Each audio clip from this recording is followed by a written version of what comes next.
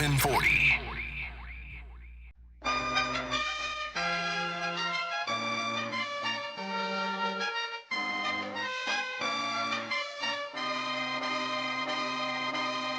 You're home for Kings talk and so much more. Live and local. Allen Stiles on Sactown Sports.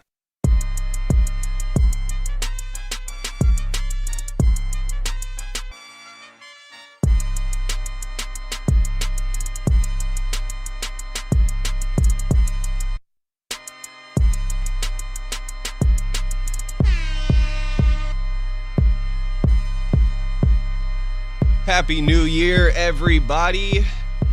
Brenden Nunes here, filling in. You are listening to the Allen Stiles Show on Sactown Sports 1140. Like I said, my name is Brenden Nunes. Might be familiar with me. Work at the station a little bit here. Hop on with Allen every once in a while. Got Anthony behind the glass helping me out here today. We will be here from 10 to 2. Got a lot to talk about. I wish it was a little bit better Kings basketball to talk about, but that's going to be the meat and potatoes of what we got going on here today. Of course, just coming off yesterday's New Year's Day loss to the Boston Celtics. You may know I kind of grew up a Celtics fan. I'm not going to lie. The one Celtics home game a year for the Kings is pretty fun for me. I don't know if anybody else out there, I'm imagining it's mainly Kings fans, understandably so, and I would say I lean more that way now as well. But it's always fun being in an opposing team's stadium. I'm sure there's Kings fans that have gone to Golden One Center, for example, to Chase Center out in San Francisco, and say that the Kings actually win a game out there, right? It's so fun to walk the concourse after and just dap up, high-five everybody wearing another Kings jersey, out there in enemy territory, and all rooting for the same thing. That's a fun experience. Maybe not so fun when they're the ones overtaking your stadium, and you see a lot of green out there at Golden One Center. I think that's the nature of how these things are going to go when Boston, the Lakers, specifically these East Coast teams that you see every once in a while, right? Every once in a while, meaning quite literally once a year coming to Golden One Center, the Knicks coming into town, the Bulls. And it's not just the guy that dresses up as Kevin Huerter. There are a lot of Bulls fans that remain from back in the day and some of these historic franchises that come into town. But we're going to dive into not only what happened yesterday in the, I would still say, promising loss, which may be quite the reality of the current state of this Sacramento Kings season. Hey, competitive game, but they still lost. That might be the best case scenario for them nowadays. We're going to dive into that. I also did make the trip to LA. I told Anthony that earlier. He said, unfortunate. I think that's fair. Can't be a fun trip. I got family down there. It was New Year's. I think. Okay. Well, that part was fun. Minus basketball. Yeah. Basketball, maybe not so much. Some productive things, though, I will say, from post-game and things like that. You start to see, I think, a change in tone from some of these guys. But prior to that, I thought they were playing 5 games of good basketball, ? Like, good is a relative term. I would say competitive compared to their earlier starting point. So I want to dive into that a little bit. And it's New Year's. So I figured a good way to do this is go down the line a little bit with each one of these Kings players and come up with a New Year's resolution. Now, Doug Christie got asked if he has a New Year's resolution. He said, no, I'm not really like that. I try to live every day getting better. Keegan Murray got asked if he has a New Year's resolution. In very Keegan Murray fashion, he just kind of light chuckled and said, I have never done that in my life. And so I'm going to make some up for all of these guys throughout the show today. We also got some Sam Amick audio from when he joined the morning show a little bit earlier in the week that will lead us into the natural trade discussion. It is time of year, as we get into 2026, February is getting closer, and that meaning the NBA trade deadline. There are only so many sellers, I would say, in the current market of the NBA. Really, the Kings might be the one. And then you could go Brooklyn Nets maybe, And my God, I looked at the Brooklyn Nets roster yesterday when they were playing a game, and I'm like, oh my gosh, this is a bad team. What a fun team to watch, though. This is something I want to get to at some point in a sec here as well, of what teams are you enjoying watching, because I'd imagine it's not very much the Sacramento Kings, and I found a lot of joy in watching some of these other ones, Brooklyn being one of them. By the way, I say not a good roster. They're winning more games than the Kings. Yeah. Eastern Conference, take it for what you will. But we will get into that. I think the Sam Amick audio that we will replay at 11 today will naturally lead us into that. And we got a couple guests coming on as well. Whenever I do one of these guest hosts, I like to reach out to some friends of mine to have on. Matt George will be joining the show, host of Locked On Kings. Will be joining the show at 11. And then we have Jake Gayden from CBS 13 that will be joining the show. Or I'm sorry, I got that wrong. Matt George will be joining us at noon, playing the Sam Amick audio at 11, and then Jake Gayden of CBS 13 will be joining the show at 1 o'clock. Again, we are taking you up to 2. Going to be a very Kings-centric, Kings-heavy conversation, as is the nature of everything that we do on this station. But of course, the Niners got a big game coming up too, and can't just throw that all in the rear view. I am hyped for Saturday's matchup, even though I'm a little bit of a basketball sicko and might be watching the Stockton Kings at Golden One Center while the Niners are playing. I may not have realized that there was as much overlap as there is when I signed up for the Stockton game, but that's fine. We'll, we can make both work. We'll see which one I'm paying more attention to. I happen to be watching at the Lakers-Kings game in L.A. and sitting there with couple friends, Jason Anderson, Jeremiah Salmonson, and we're sitting there and watching the end of this Bears-Niners game. Yeah. And just quietly is a loose term, attempting to be quiet while watching this final couple drives. And that was a hectic one. And I'll tell you, nobody else in Staples Center, I think, was on our side. Yeah, it was insane. I'm in here for most Kings games doing the board hopping, and Jason Ross is sitting in there where you are. And we're watching the Kings, obviously, but we both have like our Niners games up on our phones, and we were reacting so much more to the Niners game than we were to that Kings game. It's hard not to. You look at all like the social feeds and take that for what you will, but I don't know very many people were watching that Kings game. Oh, no. Which is reasonable. Very reasonable.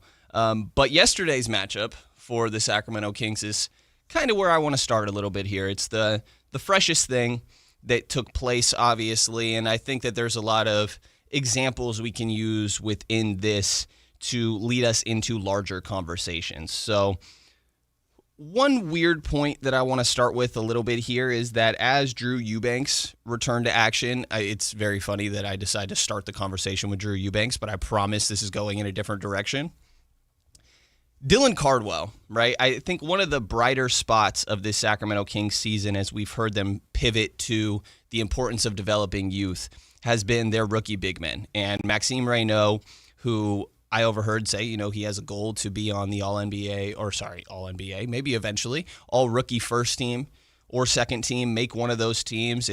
I'd love to have an excuse to go back out to the Intuit Dome. It was a cool building, very confusing to get around, by the way, but cool building for All-Star. That'd be awesome. Too many bathrooms? If Max got that honor. A lot of bathrooms. Too many, you just get lost. A lot of bathrooms. They also have all the facial recognition stuff that you hear, at least I hear about Madison Square Garden. I've never actually been there, but that apparently you don't need a physical ticket. Oh. That you could input your face, and I didn't get the chance to do this, but just from what I was seeing, and you see all the cameras and everything, that you could just input your face into the app or however it may work, and you essentially just walk in and it recognizes you. Oh, wow. Super weird. Yeah. And also, I know Chase Center has this, but the self-serving checkouts where you just walk in and facial recognition. Those kind of suck in Chase Center. Are they good at They're a little bit weird. I didn't get the chance to test it, but with how much I'm trusting Ballmer, I guess is what I would say. When it comes to that stuff, maybe salary cap, maybe not so much. Aspiration. Trusting Ballmer is aspiration helping out with some of the things over there. Risky business nowadays. It definitely can be. But yes, I think that one of the brighter spots of this season has been the rookie bigs that we've seen from the Sacramento Kings. And Maxime Reynaud, ever since Domantas Sabonis has gone out, which seems like it's going to be a little bit while, and I kind of raise my eyebrows a little bit of this has taken longer than expected, and I think it's an injury with Domas and a partially torn meniscus that typically requires surgery, and they have not had surgery. We heard that it was going to be 4 to 5 weeks of an update. 5 weeks come, hey, it's going to be another month. Okay, personally, what's the rush is kind of how I view it. Yeah, for any of them, in my opinion. What's 100%. the rush? Let them chill. You're seeing the same thing with Zach LaVine. Zach LaVine has had an ankle sprain and been out for a little while now. We thought that we were at the point where we were going to get an update. Last night, Doug Christie says, hey, when we hear something, you'll hear something. Sure, Doug. I appreciate it. Sure, Doug. I hope that we end up hearing something, but I do not think that there is necessarily too much of a rush at the current point. So Zach's been out there warming up. No need to hurry, in my mind. Dwayne, I see you here. I will get to you in 1 second, but I just want to continue the Dylan Cardwell thing is a little bit weird to me because as Drew Eubanks comes back here, you see that Dylan gets moved to the bench, essentially. He becomes inactive. They place him on G League assignment is technically the wording, but he's still at these games. He was at the game for the Clippers. He was on the bench, and he was on the bench last night for the Boston game. And for what it's worth, Isaiah Stevens was out there, another two-way guy, because, like I mentioned, you're going to see Stockton playing in Golden One Center tomorrow. But Doug Christie has had some interesting comments, essentially saying, for example, after the Clippers game, they lose by 4-1. What a fun game to be at. Oh, my God, it was electric. It was electric. Great building. Great building. That's all I got to say. And after the game, Doug Christie says something along the lines of, well, I know if we had Dylan out there, that somebody would have provided some energy. And that's a little bit weird to me. I'm like, so is that not your decision? Is that a front office decision? He's on a two-way contract. He only has 50 games of eligibility, but he's only played 9 up to this point. So it's a little bit weird to me. And to be honest with you, Drew Eubanks has not been good. I don't think I'm breaking any news by necessarily saying that here. So just kind of something to monitor, because the main things that I am watching for coming into these games are player development. Winning games, I don't know how much I care about that at this point for the Kings. I don't know how much they should value that. Being competitive, now you don't want to be, those 40-point losses can't be happening every single night because no player is developing in a 40-point loss. But being competitive is one thing, and actually winning games, I'm not convinced that that is their primary goal. I feel like we have seen the tone shift a little bit with the Kings as we got a couple callers here, and for what it's worth, I am open to taking callers entire show today, 10 to 2, 916-339-1140. If you want to talk Sacramento Kings, feel free to ring in here. And we got Dwayne who wants to talk a little bit of Kings here. Dwayne, how's it going, man? Happy New Year. Hey, Happy New Year to the homies, man. You know, listen, I've been on this for like 2 years with all you guys over there, and it's really a shame to see the decline of the Beam team. They could have made the right choices and moved up the Western Conference, and now they made the wrong choices, and now they're at the bottom. A few things. There's a bunch of ball hogs on this team, bro. A bunch of ball-dominant guys.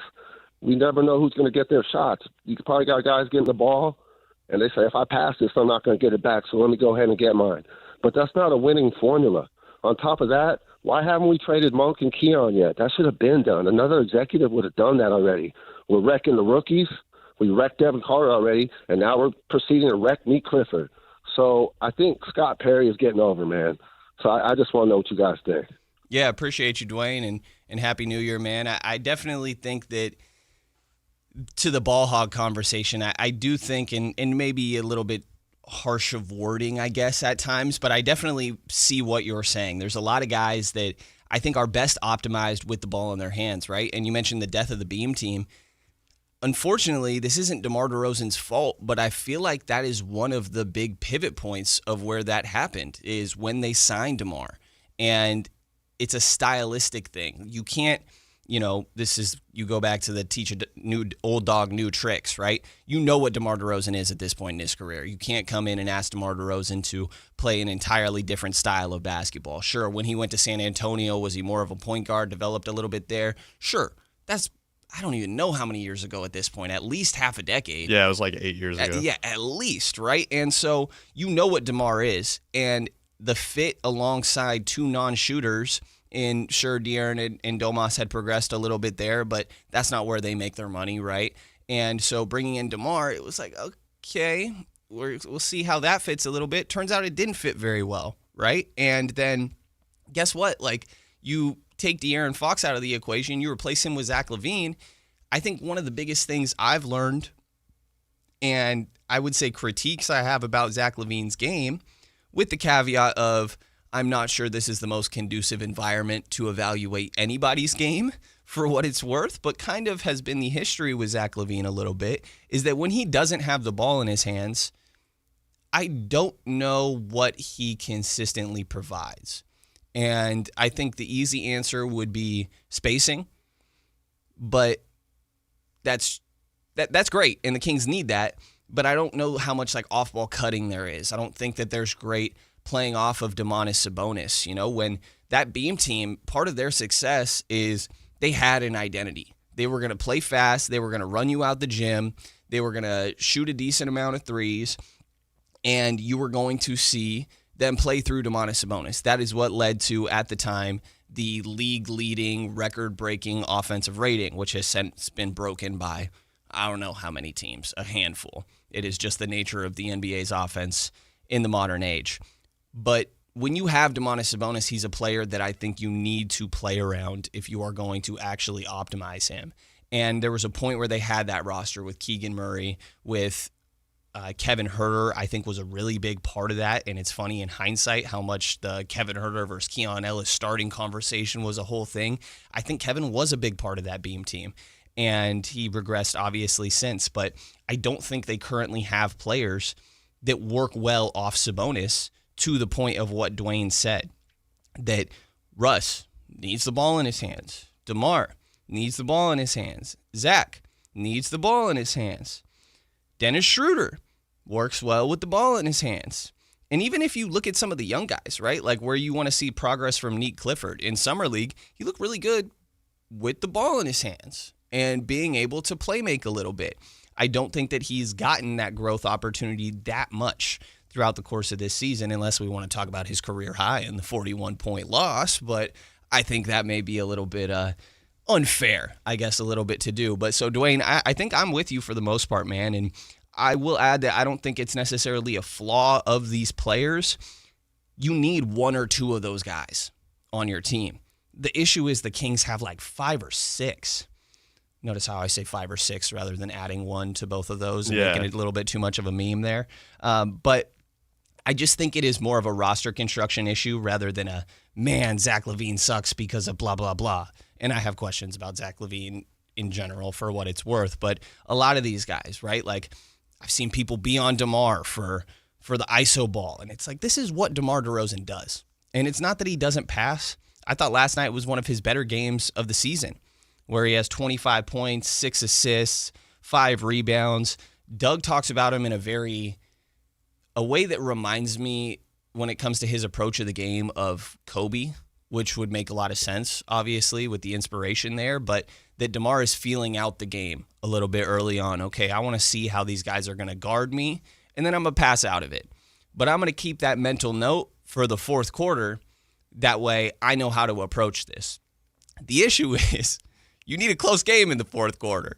And I think that DeMar DeRozan would look a lot more valuable as a player if the Kings actually had some more closer competitions throughout the course of this season so far. So, Dwayne, I hope I answered most of what you're talking about there. I know you mentioned why have they not traded Malik and Keon. We're going to get to some trade conversations a little bit as the conversation continues here. And speaking of, I know that TC, our guy TC here, has a trade that he wants to mention as well. What's up, TC? Happy New Year's, man.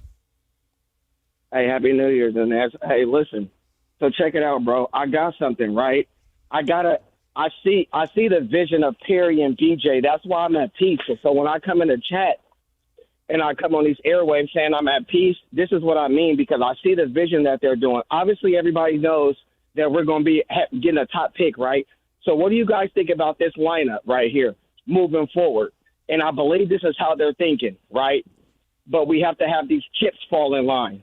So we have Neek at point guard. Russ, Dennis, they'll be gone. Or Russ, Dennis might be gone, but Russ still might be here because you need him. If you're talking about a veteran, that's the only veteran I want on this team, that the young guys coming in and the young guys here to learn from. Dennis, Zach, DeMar, I'm cool on all that. Domas, I'm good. So the starting lineup moving forward, we have Lee Clifford at point guard. We have Keegan at the 2 guard. We have J.K. at small forward. And we have Caleb Wilson out of North Carolina at power forward at 6'10". And we have Max at the 5. The bench will work themselves out. Precious and a few other pieces on the bench. We'll work all that out with the trades and moving at these other guys. I'm talking about that lineup because that's height moving forward, and that's enough youth with moving forward. I'm just putting it together. You know, Kings fans, we're always thinking, and I put that lineup together as far as a tall lineup, bro, a defensive lineup that you can move forward with, that can learn from a Doug Christie, right? So let me know what you guys think of that. Also, Nunes, did you guys get a chance to peep that Scott Perry interview with my boy Mark Spears when he talked about Doug? Did you guys get a chance to read that? Yeah, did get a chance to look at that, TC. Appreciate you calling in. Going to dive into those trades you were talking about, and we're going to talk about the Mark Spears interview a little bit later into the show as well. With what you're pointing out, and let's move on from the older players. Let's move on from the DeMar DeRozan, Zach LaVine, Domantas Sabonis, and I like the idea of Russ sticking around. I think as long as Russ knows what he's signing up for in the process, then I like the idea of what he means as a mentor. You hear guys like Precious Achiuwa and Neek Clifford and some of these others come out and say, hey, that was one of my favorite players growing up. And there's value in learning from that guy. Now, to your lineup idea, right, of Neek Clifford starting at the 1, Keegan Murray at the 2, Jonathan Kuminga there at the 3, Caleb Wilson being drafted there at the 4, and then Maxime Reynaud. I'm a little hesitant on the Neek Clifford at the point guard thing, but I like the logic, and I know I was just mentioning him with the ball in his hands and seeing some growth there. I think that may be a little bit too much responsibility, but I think I'm siding with what you're saying here, because another plan I had for a later segment was comparing, say, that sort of lineup, and you could move it around a little bit, obviously, as you want, who may be drafted, who's playing what position, coming off the bench, and things like that. But say that lineup compared to, I think their other potential direction is, what if we were talking about a Darius Garland, Malik Monk, Keegan Murray, say, we could throw Caleb Wilson in the same conversation, right? And Domantas Sabonis. And to me, that's probably trying to move too fast, right? And I think that's where we've seen this team make the mistake before of, what is your real goal here? I think that's a primary question. Are you trying to eventually win a championship, and you meaning the Sacramento Kings? Are they eventually trying to win a championship, or are they trying to get back to relevancy? Whatever that may mean, right? When we hear we want continued success and consistent success in this organization, what does that mean? Is the goal a championship? Because, TC, that lineup that you mentioned, I don't hate it. But I also know that they're going to lose a lot of games. And I think that might kind of be the point, right? Is that this is going to take some time. And so I'm with you a little bit. There are differences that I would make throughout the course of all that for sure. But I'm with you of essentially saying, embrace the youth lineup.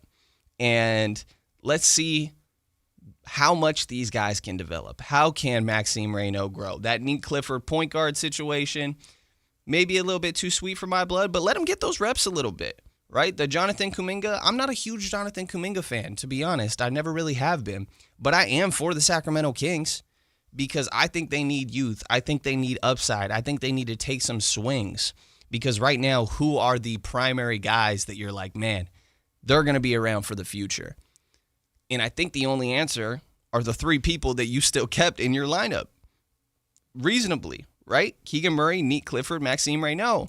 After that, I don't really know. And even then, are we sure those guys are going to stick around? Like, long term?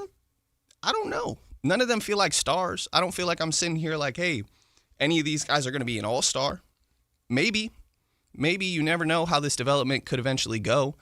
But getting them reps, I think, is important. And I think that we are essentially on the same page here, TC. But we got to get to a break. Just getting started here as Brenden Nunes here filling in on the Allen Stiles Show here on Sactown Sports 1140. Download the Sactown Sports app. Sacramento sports in your pocket. This is Sactown Sports 1140. Guys, if your energy is low, your strength isn't what it used to be, or your drive feels off, it's not just getting older. For many men, it's low testosterone. At Revive Men's Health Sacramento, you can start with a free T-check, exam, and consultation so you get real answers about your testosterone levels and overall health. And this month only, qualified patients may receive 25% off testosterone replacement therapy. This isn't guesswork or one-size-fits-all treatment. Revive specializes in personalized, closely monitored testosterone care designed to help men feel stronger, sharper, and more like themselves again. With over 120,000 patients treated since 2011, Revive Men's Health is trusted for results, not hype. If you've been putting this off, now is the time to act. Claim your free T-check and consultation and see if you qualify for 25% off TRT this month only. Call 916-619-3000. That's 916-619-3000. Or visit ReviveMen'sHealth.com. Terms apply, must medically qualify. Never have I ever called my sister from the finish line of my first marathon. Hello? You won't believe where I am. Are you running? Mile 26. I'm gonna make it. Switch to T-Mobile's 55 Plus plan and get iPhone 16e with its advanced camera system on us. Plus, 2 lines for just $30 a line. Guys, I can't believe it. I knew you could do it, babe. That was amazing. Mom, how do you feel? I feel great. I can't feel my feet. Let's take a picture, and then you may carry me to the car. Share every stride, every mile, every memory on America's best network. Switch to T-Mobile's 55 Plus plan and get iPhone 16e on us and 2 lines for just $30 a line. With 24 monthly bill credits and 2 eligible port-ins on Essentials 55 Plus for well-qualified customers with autopay plus taxes, fees, and $35 device connection charge. Credits end and balance due if you pay off early or cancel. Contact us. Finance agreement 128 gigabytes, $599.99 required. Best mobile network in the U.S. based on analysis by Ookla of Speed Test Intelligence data 1H 2025. Visit T-Mobile.com. Coach Christie here letting you know the year-end sell-a-thon is on at Folsom Lake Ford. And with your approved credit, get 0% financing plus 0 down, plus no payments for 90 days on select new Fords. Hurry to Folsom Lake Ford today. Interest accrues from date of purchase. Dan owed an unbelievable amount of money to the IRS. I got behind on my taxes. It's a horrible feeling. He was in denial. And when I got those letters from the IRS, you wanted to act like they didn't exist. Finally, Dan turned to Optima Tax Relief, the leading tax resolution firm. A-plus rated by the Better Business Bureau, they've resolved over $1 billion for their clients. Optima got me a settlement with the IRS. These people are really people-friendly. It was every bit of a new lease on life for me. The fast action and the great results made Dan's head spin. I felt like I was in a dream, but it's real, and I have paperwork to prove it. They got the job done, and life is good. For tax help you can trust, call Optima now for a free consultation. If you're worried about what's going to happen with the IRS, stop worrying. Make the call now. Call 800-343-6460. 800-343-6460. 800-343-6460. Optima Tax Relief. Testimonial from an actual client. Some restrictions apply. For complete details, please visit OptimaTaxRelief.com.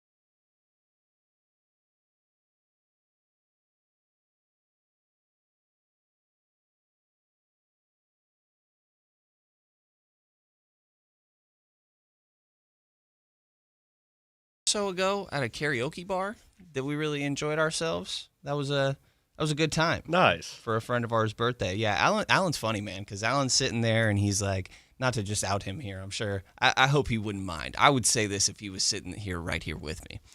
He's sitting there and trying to talk himself into it, like, man, I don't know what song to do, trying to figure it out. And I'm like trying to help him, this one could be good, this one could be good. And we go up there and it's not on the machine. He's like, I don't know. And he eventually figures one out. I honestly don't remember what song it was. And I told him, I'm like, I'll go do it with you, and it seems like he's nervous, right? And the second this guy gets the mic in his hands and that beat starts playing, he's walking around like, y'all ready for this? You want to hear this? Pointing at people and talking in between all this. Allen is an entertainer. That's how you have to do it. You get nervous and then you take all the adrenaline out on talking to the crowd. You got to embrace it. Yeah. And it's people we don't know. And so, you just got to embrace it and not look. I'm a big, I'm not going to look in your eyes, if I'm talking to a crowd. I'm like looking between their eyes or at their nose or something, and they can't tell, but it really helps me stay a little bit calm.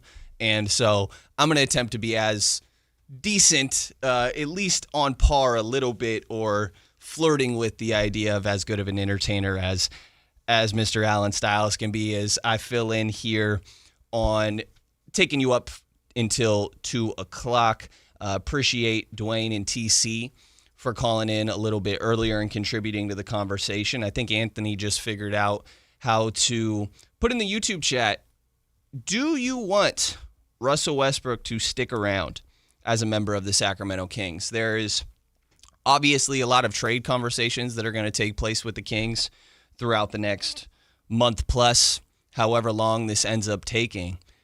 But is Russ a player that you think should stick around? What is the value in having him continue to be on this team as a mentor? I've mentioned that there are players that say, hey, that's one of my favorite players growing up, right? And Anthony and I were just talking in between the break. Like, I don't know that Maxime Reynaud would have the season that he has been having without Russell Westbrook. And we've heard Max talk about the value in that. I think you could say the same thing for Dylan Cardwell. I'd imagine that Neat Clifford has learned a lot from Russell Westbrook. Random little tangent. At the Lakers game, Neat Clifford walked in wearing a Kobe hoodie. Like just the Kobe logo. Gotta read the room. How do we feel about this? I mean, at this point, it's so far removed that I understand the younger players. Yeah. I remember people getting mad at De'Aaron for wearing Kobe's. I think we're past that point. The players are all wearing Kobe's. But all of them. It's, maybe, I don't know. I'd like to hear what people who were closer to that era feel about it. But I don't like it just because, stand up for my mom. My mom wouldn't like it. Right. There you go. I wasn't sure how to feel about it either. I don't necessarily have any strong takes about it, but I'm kind of curious how everybody would take it. This is a guy that was obviously an idol to him, and you're playing in Staples Center. I get it. That's a cool moment for Neek. And so just kind of a funny little side note to me, obviously. And so we'll see how everything continues to play out. But just like Kobe had been for a lot of players, Russell Westbrook is an amazing mentor to a lot of these guys. And it looks like more of the chat right now voting towards yes, but be sure to hop on to the Sactown Sports 1140 YouTube channel and vote. Do you think that the Kings should keep Russell Westbrook around through the NBA trade deadline? Because there's definitely going to be some changes that are made to this roster. And trying to figure out and hopefully altering what we are watching for in these games is something I'm very curious about, because the Kings are 8-26. 8-26. They are quite literally one of the worst teams in the league. They have the third worst record behind the 6-28 Indiana Pacers. Shout out Tyrese Halliburton. 8-27 New Orleans Pelicans, which are probably the only team, I would say, organizationally in a worse position than the Sacramento Kings. I love Derek Queen. I love Jeremiah Fears. I feel really bad for Derek Queen that he is going to forever be attached to the trade that could send A.J. DeBonsa to Atlanta. It could send Darren Peterson over there. Maybe it ends up being Caleb Wilson or Cameron Boozer. But it's not his fault that trade ended up going the way that it did. It's just an unfortunate reality that he's caught in the middle of. But right now, the Kings are not playing for a draft pick, but that kind of feels like the ideal outcome for this team. And so in the meantime, what are you watching for? If the goal is to bring in high-level talent through the draft, as I think it should be, that doesn't mean you're necessarily trying to lose games. I think people get confused with what tanking, quote-unquote, really means, right?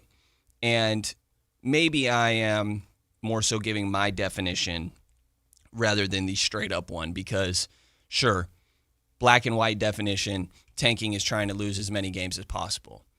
But I do think that my definition, in my mind, what I mean when I say tanking is embracing a new timeline. And I think that that's leaning into what we've seen a little bit. The Maxime Reynaud playing as much as he has, giving 30-plus minutes a night, right? Keegan Murray obviously was already part of this equation. Last I checked, he was second in the NBA in minutes overall. Getting Nate Clifford more reps. Ideally not in a 40-point loss where he's getting a career high, but it's nice to see him get those reps out there, grow a little bit of confidence, right? If you want to throw Devin Carter in the conversation, sure. It doesn't seem like the Kings want to throw him in the conversation. Yeah, I don't know if the org wants that. Yeah, doesn't quite seem to be the case. Dylan Cardwell falls into this absolutely, as we were talking about a little bit earlier. And so I do think that there is a value in switching over here to embracing the new timeline. And I think that we've already seen that start to happen a little bit as I got really thrown off because I just realized the Pacers have lost 10 games in a row. Really tough over there in Indiana right now. They're all close games sometimes. It's such a weird. The Pacers are having the weirdest season ever. But it kind of feels like when the Warriors were really bad, when like Steph and Draymond were out, and then they came back and they won a championship. So I'm not worried about them. If anything, I'm worried about them because I'm like, man, they're going to be really good again next year. I'm scared of all the good teams. I agree. And at some point in the course of the conversation today, I do kind of want to go down the line, and I'm like, would you rather be this team or the Kings? This team or the Kings? And shocker, there's probably only going to be one or two that I would rather be that I would rather be the Kings than that other organization. But you know, it's the reality of where they're at, and I think at very least we have seen them shift and pivot a little bit into embracing the youth a little bit here. But I want to be taking calls all day today. Like I said, guys, 916-339-1140. And we got Mark on the line here now. What's going on, Mark? Happy New Year, man. Hey, thanks. Appreciate it. Same to you. With Westbrook, I guess I just want the franchise to take, choose a direction. I mean, if these were like 19-year-old kids and so forth, I could see having a Westbrook around. But, I mean, these guys are, our youth are like 23, pretty much 23, 24. And they're actually some of the harder playing members on the team. I don't know what they're learning from Westbrook. He's a great player. I love him, but, his time's he's on the end of his career, and I'm at these games, and he seems to go rogue a lot. He takes a shot at the, they get an offensive rebound, and he takes a, kind of a contested three or a shot early in the shot clock. I mean, he's a great player. He plays hard. I just don't think these kids are going to learn to play hard. They already do that. Just give them the ball, the youth that we have before they turn old, or just, start. I mean, get rid of everybody because the youth that we have is going to be old by the time they get on the court. So that's my take. Yeah, appreciate you calling in, Mark. I think that you are far from the only one that has that take, the rogue conversation. Yeah, we saw it at the end of the game yesterday. But to the what are they learning from him, I think that with Max, a lot of his points come from Russell Westbrook assists. Russ gets Max open. I know that Russ shoots some shots that everyone kind of holds their breath when they go up sometimes, but it is valuable for Max to see the ball go in. Then eventually maybe we will have a playmaker that can do that without also being Russell Westbrook. But right now, Max is getting a lot of points from Russell Westbrook. Without also being Russell Westbrook is a great way to put that. I agree with you, and I agree with what a lot of caller was just saying as well, that I think that what they can learn from Russ can all be absorbed by the trade deadline, right? We probably are they've already got a lot of that information, the mental aspect, the seeing how he works on his body. I'll tell you, before every game, going into the locker room, you see Russell Westbrook sitting there, headphones on. There's something about these older players and wired headphones, like DeMar DeRozan, wired headphones guy, Russell Westbrook, wired headphones guy. Our guy Hunter Patterson, who covers the Pistons now, I was asking him, I'm like, man, is there anybody on the team that wears wired headphones over there? And he's like, no, not that I can think of. I'm like, for the Kings, it's all the older dudes. And he's like, oh my God, now that you say that, Tobias Harris actually is the one with wired headphones. They all just have lucky headphones, maybe. There's something about it, or, we don't trust the Wi-Fi. I don't know what's going on, Bluetooth, whatever it may be. But he's sitting there singing out a pitch to himself, but he's watching the last game that team played, that they're playing that night on the TV, right? So seeing that process and how he goes about his business, all the work he does on and off the court, learning from him about how to conduct yourself even financially off the court, right? Like I kind of am siding with you. I believe it was Mark that called in. Apologies if I'm getting your name wrong.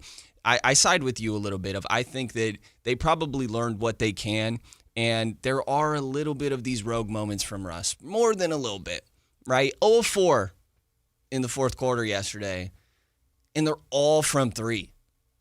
Like, I don't know about you, but every time I see him pump fake and the defender doesn't react, I'm like, oh man, he's going to shoot this. It's going up. He's going to shoot this.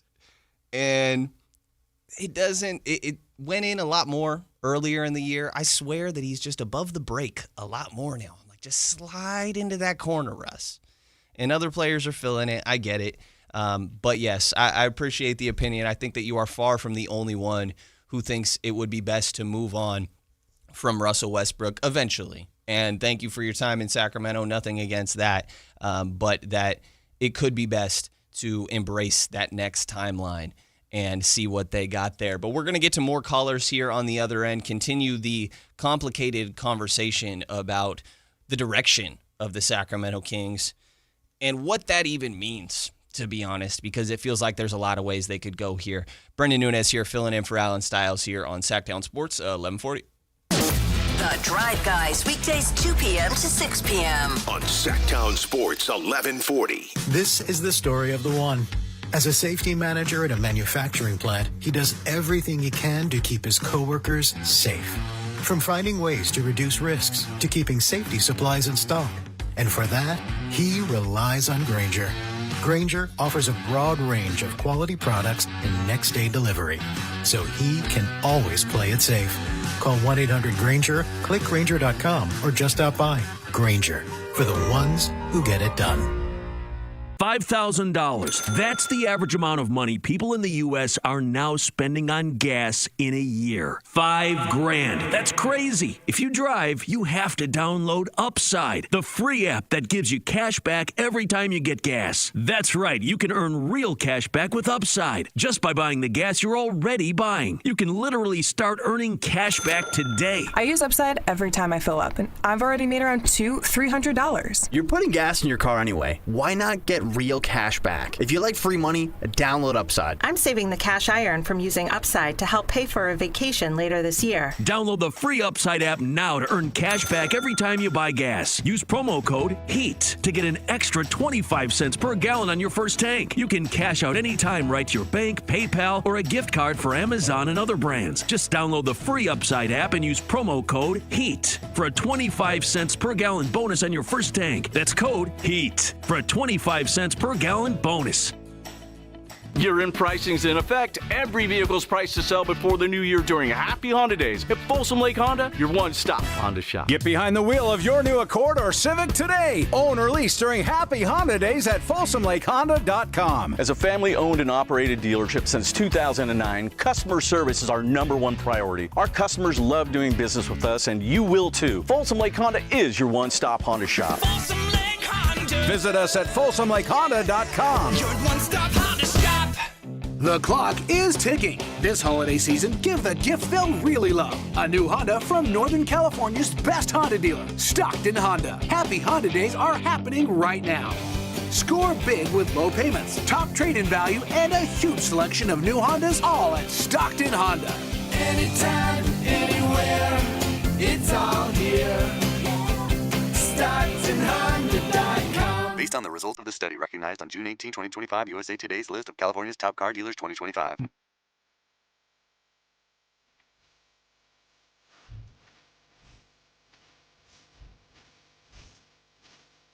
Allen Stiles. Watch the show on youtube.com/Sactown Sports 1140. Or listen on the Sactown Sports app.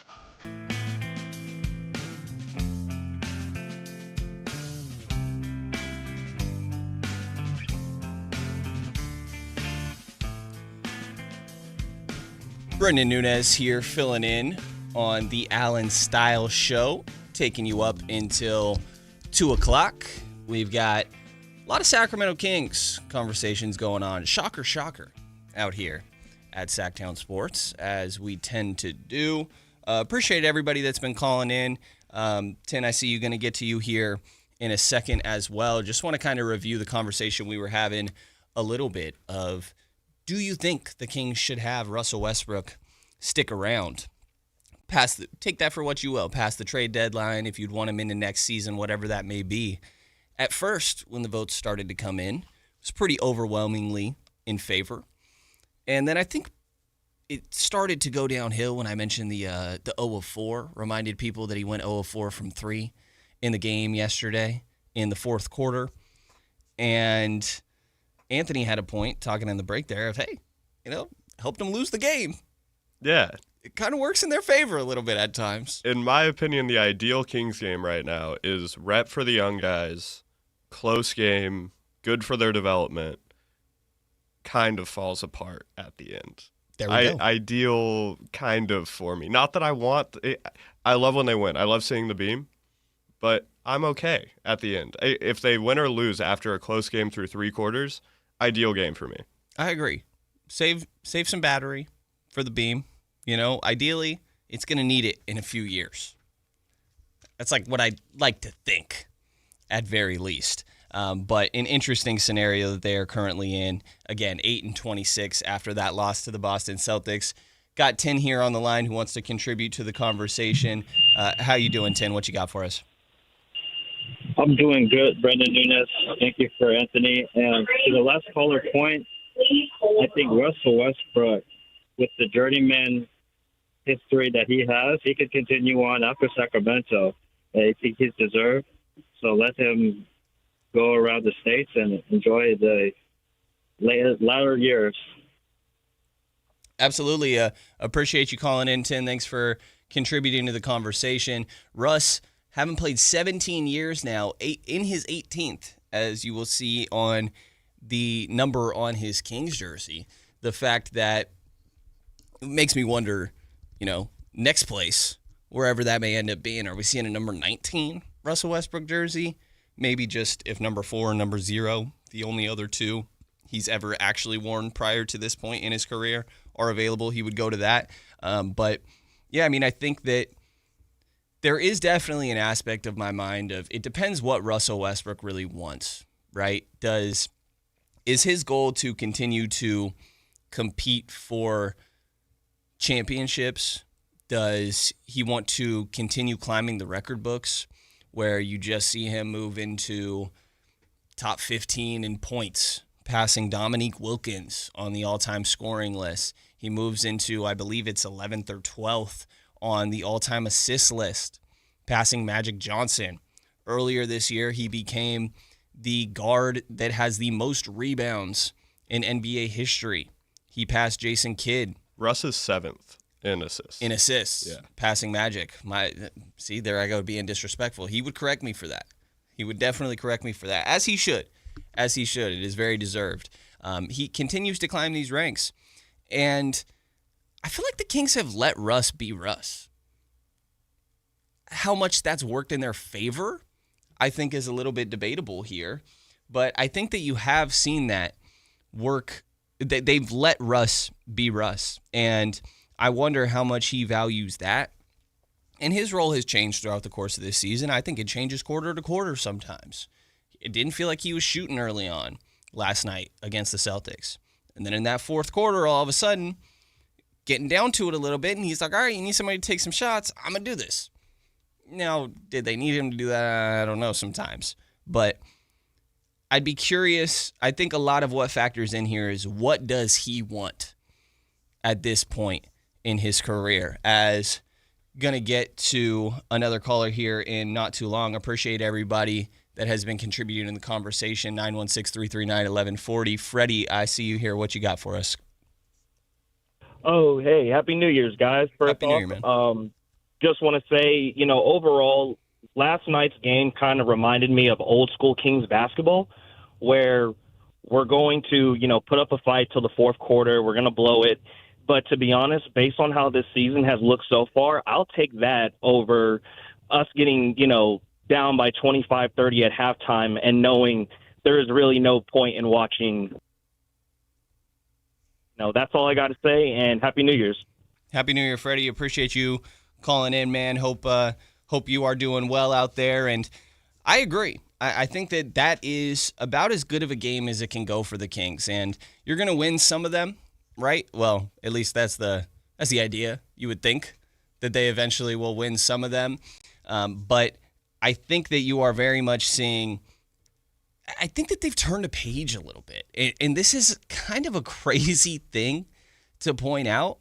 But if you guys think back earlier in this year, like every game, pretty much every game felt miserable, to be honest, more often than not. It was like you're coming into the night and it's, man, they're about to get whooped. Listen to this stretch, right? Oklahoma City, 132-101. Minnesota, 144-117. These are all losses, obviously, for the Kings. Denver, 122-108. Atlanta, 133-100. Minnesota, a little bit closer, 124-114. San Antonio, a little closer, 123-110. But it's bad, man. Another OKC, 113-99. Memphis, this was the only other comparable game to that last Clippers loss by 41. Another 41-point loss, 137-96. And I know I'm saying that I feel like they turned a corner and they just had two of these stinkers in LA, but I do feel like we've seen more competitive basketball recently, right? And it starts to me with the Portland road game where they lose by 1 in overtime. And then they play Portland at home and they lose by 5. Then they beat Houston in overtime by 1 at home.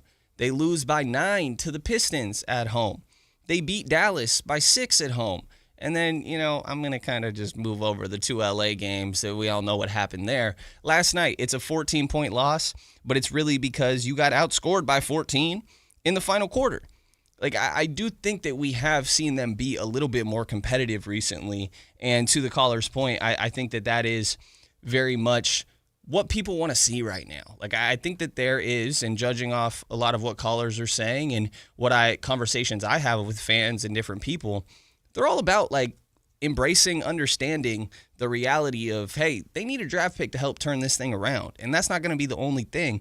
But in the meantime, make it fun to watch. Give me something, man. Don't make me turn it off by the second, third quarter, Like, to be honest, I was sitting there watching that game yesterday just waiting for it to become a 25-point game. And it never did. And I think that's a credit to the Kings. So I think that we're seeing that play out pretty well here. Anthony, do you know which one of these callers was first here? I like to keep a good order here. Jason, gonna have you. What do you got for us, man? Contributing to the conversation here. I appreciate you calling in. Hi, yeah. About Russell Westbrook. I just want to tell people, we've had veterans, as you know, you've covered the Kings a lot. We've had Iman Shumpert, he was with the Kings, and that's when Fox started and all. And I know you could talk more about it, but I've heard that he was very vital in helping Fox, and I think it was Buddy too, and all them guys mentoring too. And when he left, there was a huge void in the locker room. And then we also had Harrison Barnes was also another guy from reports that he also was a great mentor to people. So, yeah, that's what I just want to mention. All right. Yeah, appreciate you calling in. I think that is sort of the other side of the Russell Westbrook conversation here. There is a lot of value in having a mentor, right? You mentioned Iman Shumpert, and that's back to the Scores, right? Shout out the Scores. The Scores was what a a fun man. time. Yeah, that was also one season. It maybe? was less than it was. Oh, right, they traded for him mid-season. Yeah, Shumpert was gone way too soon. Yeah, that was an era. I still love Shumpert. I feel like anybody that consumes basketball content, you're doing yourself, do yourself a favor and go watch Iman Shumpert tell stories about the NBA. It is one of the greatest things that you can consume. His guarding Kobe story, yes. Amazing story. All of them are so good. The you had a good game going into the fourth quarter, and he's like, "What are you talking about right now? We still got more to play." And sure enough, but there is a lot of value in that, and I think that's where you can play both sides of this a little bit. There is the mentorship, and I don't think Maxime Reynaud, to the point that Anthony and I have talked about, would be having the season that he's having without Russell Westbrook alongside him. I still think that there would be nice moments, and I think the other part of this is that say that Russ was no longer around. There are other veterans in the league. I think Dennis Schroeder is a veteran, and I think that Dennis has played really well with Max as well. So I think that while Russ has that value, and to give my take before we get out of here and wrap up this first hour, is that I don't think there's really a wrong answer, to be honest. And that's a cop-out. I would probably lean towards, hey, if you can get some value for him, then trade him. Because I'm not keeping him around just for the sake of mentorship, to be honest. I think that can already be absorbed, right? I imagine 10 years from now, 15 years, Neat Clifford on a podcast being like, yeah, man, like my first half season was with Russ, and like that helped me a lot, and clearly I'm forecasting way too much here. But I think that this part already has made an impact on some of these players, and there's other mentors around the league, right? Say that Zach LaVine was moved in a Milwaukee deal, like Bobby Portis, kind of a mentor right now, right? There's other guys that you could find to be mentors for this team. And so, cop out again, my answer, I don't really think there's a wrong way to go about it on if you keep Russ around or if you don't. But if there's value for him, I'm personally willing to move on. And the final look at our tally here before we get to the Sam Amick audio on the other side here at 11. 62% of y'all are saying that you would prefer Russell Westbrook to stick around. So, pretty close.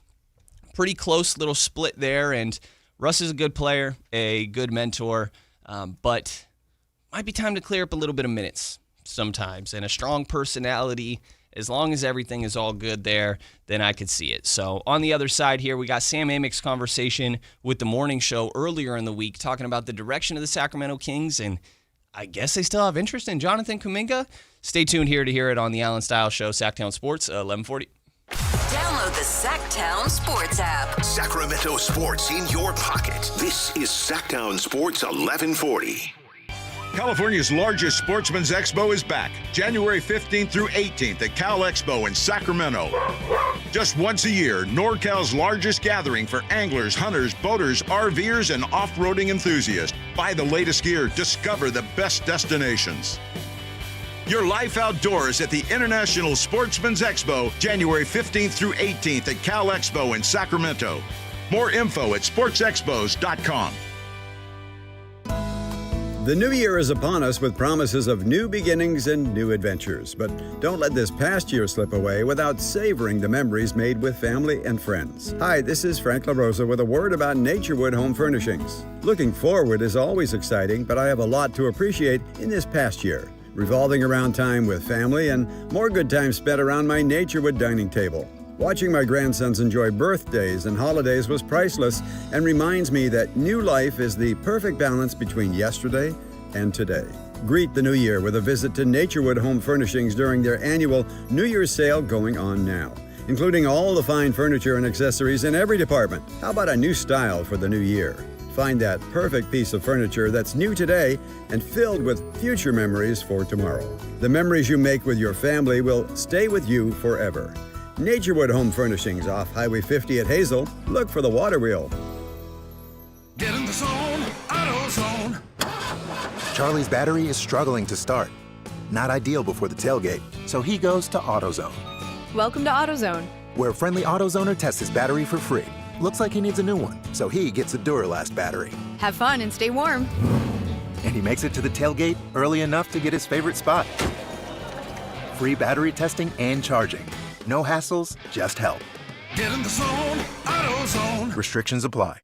Makita's built for the pros who show up early, who don't do shortcuts, only precise cuts.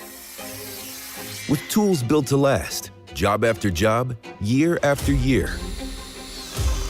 Performance that pays off, because when the job calls for the best, you answer. And when you need the best, you call on Makita. Built to be the best. Available at the Home Depot. Get more for your money at Elk Grove Chevrolet, where value meets style. Lease a new Chevrolet Trax for just $199 per month plus tax. Enjoy its roomy backseat, flat rear window, and simple, attractive interior packed with an 11-inch touchscreen, wireless Apple CarPlay, and wireless charging. The Trax delivers more for less. Visit myelkgrovechevrolet.com today for full lease details and see why the Trax is such a smart choice. A new exclusive offer with an eligible Bank of America Visa credit card is your opportunity to go from cardholder to ticket holder for the FIFA World Cup 2026. For a limited time, when you're approved for a new customized cash rewards or unlimited cash rewards Visa credit card, you're eligible for a chance to purchase FIFA World Cup 2026 tickets. Learn more today at bfa.com/cardfwc26. What would you like the power to do? Bank of America, proud to be the official bank of FIFA World Cup 2026. Bank of America NA in partnership with Visa. Terms apply. All rights reserved. Welcome back to Winter Hack Radio, the place for clever hacks to survive the season. Icy driveway? Well, try spreading sand or birdseed to help with traction. Snowy puppy paws? Well, grab a whisk, brush it off, done. Catch COVID-19? Well, just get... Actually, there's no hack for COVID-19. But if you test positive, prescription medications for COVID exist. Ask your doctor if they're right for you. Visit PfizerForAll.com to learn more. Sponsored by Pfizer. KHTK HD1 Sacramento, KYMX HD3 Sacramento. Your flagship station for the Beam Team. From the Power Business Technology Toshiba Studios. This is Sactown Sports 1140.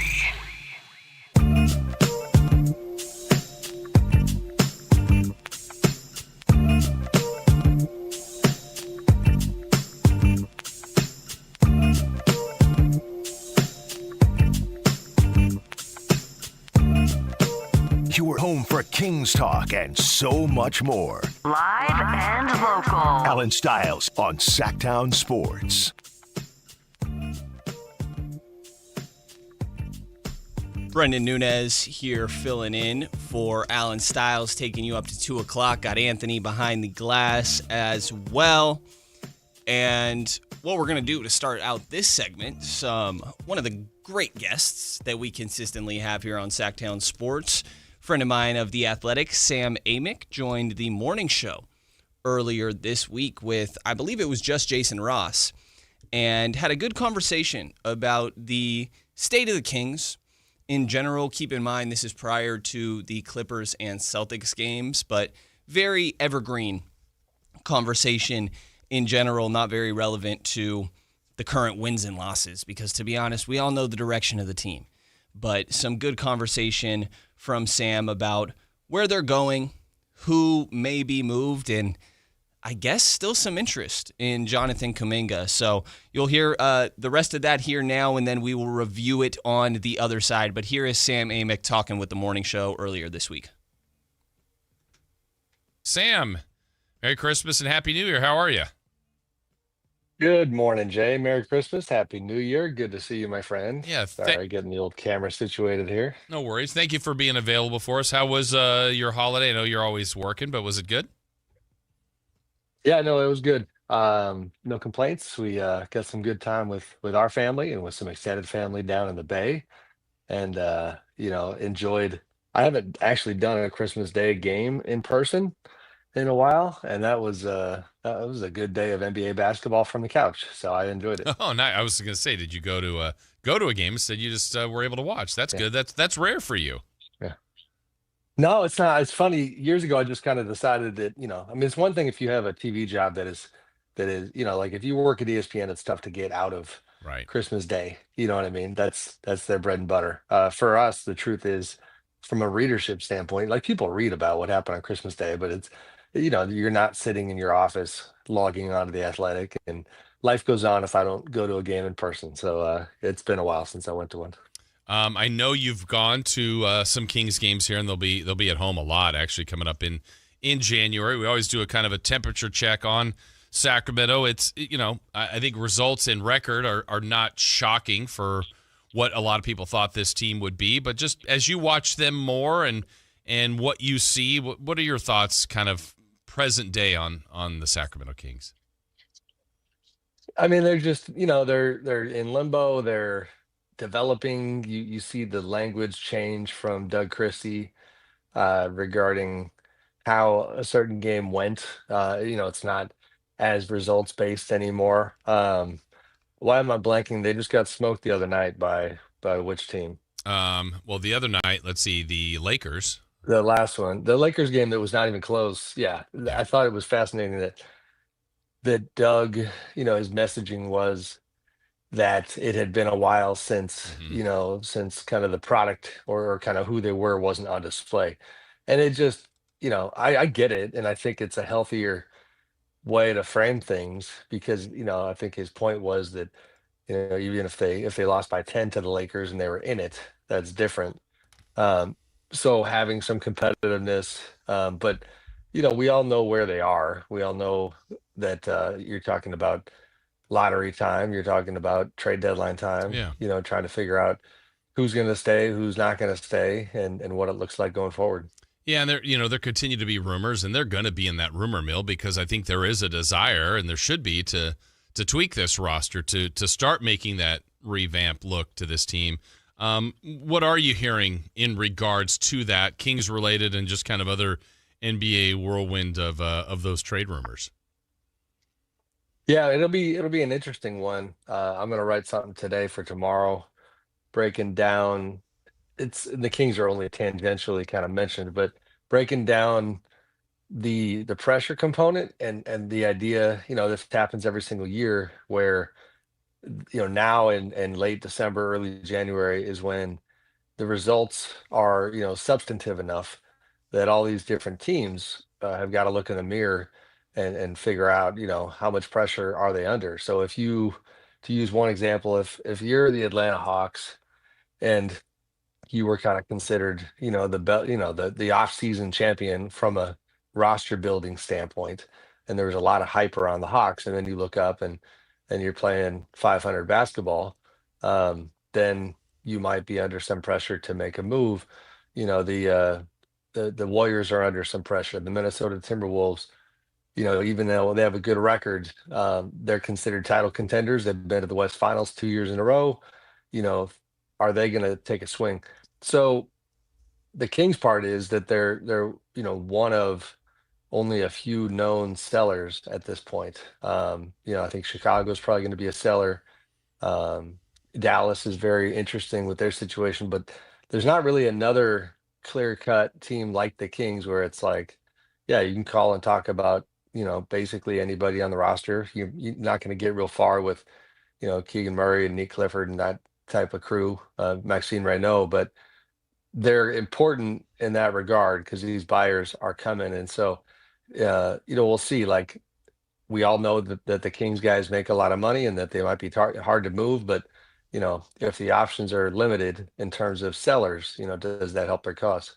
Yeah, because I think, from the Kings' perspective, Sam, I really think they can move DeRozan. I think they could move Monk. I think there's a market for those two guys based on how they have played in the past and to some extent how they're still playing and their price point. But I just don't know if that's, what they could possibly get in return for those guys as much as maybe there is that desire to move someone like Levine or even someone else, Sabonis maybe. But I just, where do you think they are on that, like a DeRozan or Monk, as far as the likelihood that those guys could possibly be moved?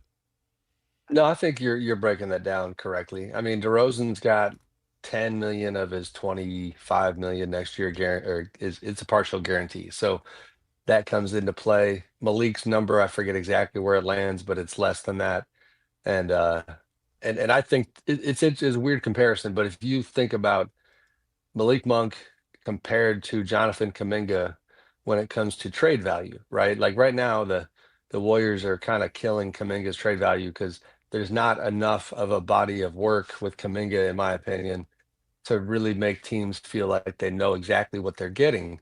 Malik's different. Like you've seen Malik Monk so even though he's racked up some DNP or played limited minutes, I don't know that to your point, like I don't know that materially impacts his value because he's more of a known commodity. So yeah, I think you're right with those two guys. And then obviously Keon Ellis is kind of in his own category where he's got a lot of interest. It was interesting in that the subplot of that Lakers game was that that he didn't exactly show out Keon against the Lakers. And that's one where I don't know if there is enough. There's a lot of good tape on Keon, but I think right now, especially if the Kings are trying to get a late first round pick for him, there needs to be some showcasing that happens with him to get maximum value, and that hasn't really happened.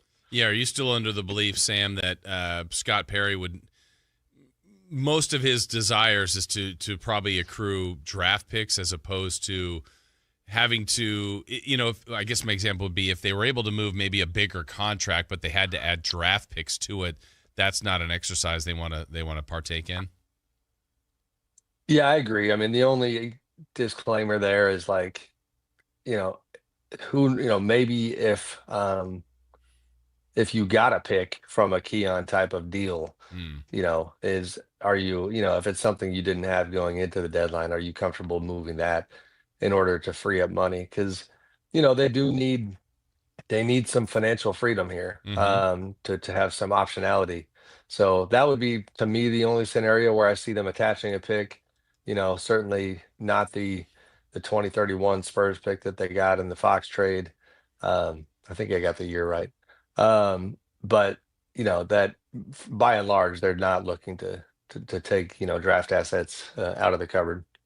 We're talking with Sam Amick from The Athletic. And, Sam, if the Kings, according to you, it might be one of the teams that's a few on the short list of sellers, but you mentioned the Warriors earlier. Do you feel like the Kings are still in that interest in the Kuminga situation, or do they still have interest in the Jonathan Kuminga? Yeah, I mean, I have no reason to think otherwise. I'm probably going to try to get more clarity here pretty soon. I haven't gotten a recent update, but I mean, the messaging has been pretty consistent, which is that yes, they do still have interest, but it's just the pieces, on the other side, or in terms of interest, I think have changed. For one, the Kings and everyone else, the price has gone down. You know what I mean? Like it just has. So what does that look like in a possible Kings deal? Because the Warriors are known to not have interest in Malik Monk. And he was front and center in those discussions in the offseason. So, is it a DeRozan thing potentially? Who knows? I don't probably see that happening.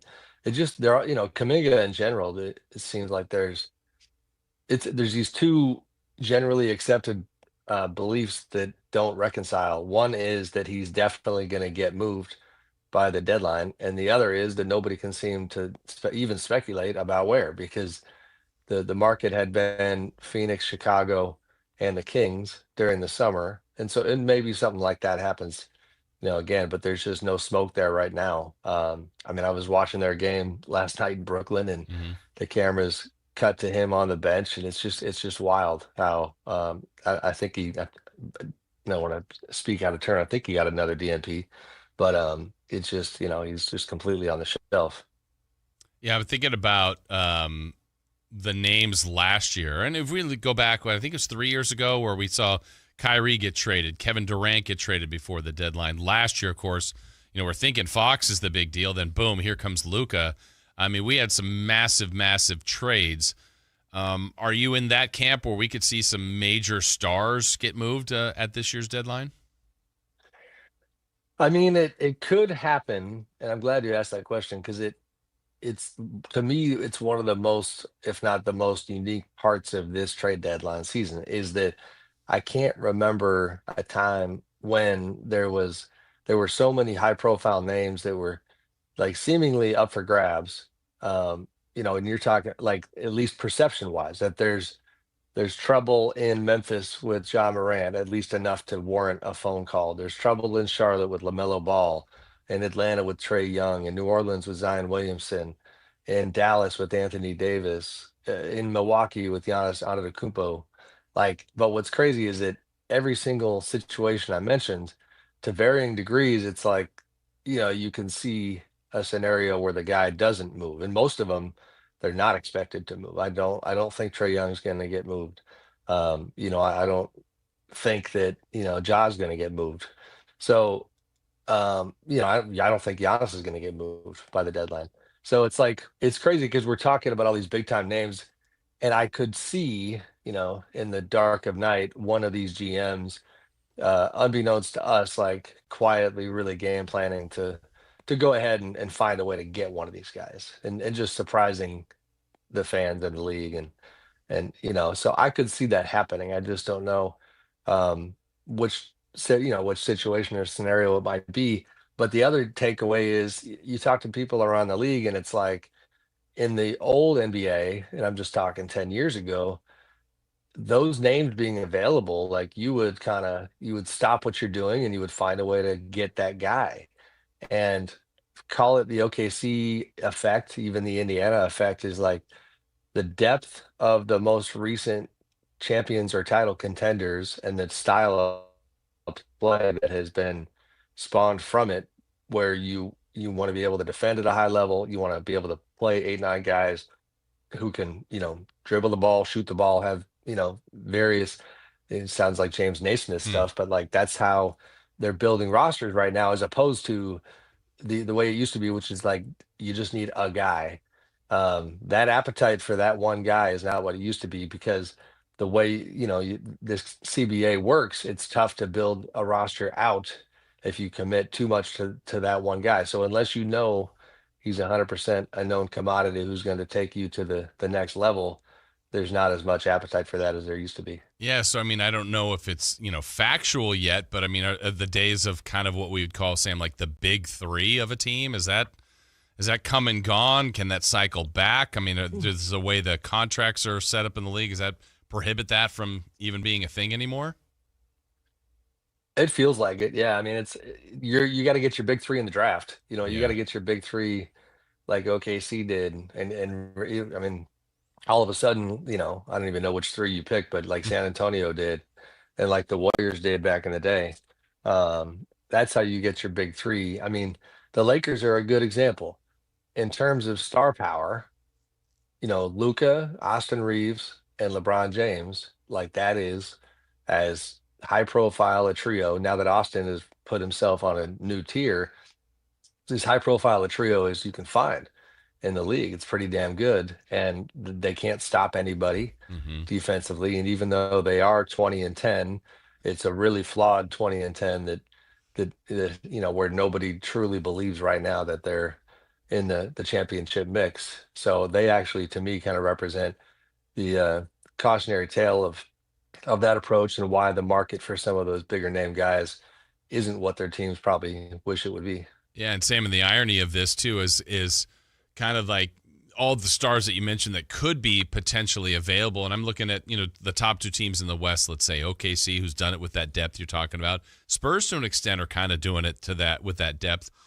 I think both of those teams have the ability, based on young players and draft assets, to get any of those players.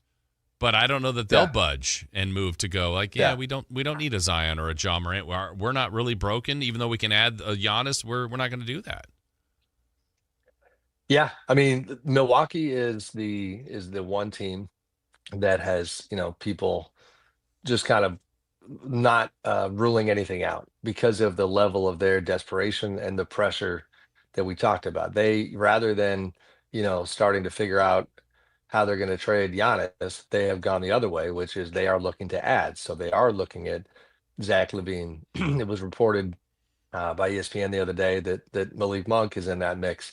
I'm forgetting the third name that was in their story, but I had somebody tell me recently, chances are the Bucks have called on, every impact player in the league. So the Bucks are the exception where, they are trying to look at everything. But yeah, other than that, the OKCs of the world, San Antonio, Houston also qualifies, teams that are expected to stand pat, even though they have the type of players and assets where you could make a competitive offer for some of these guys.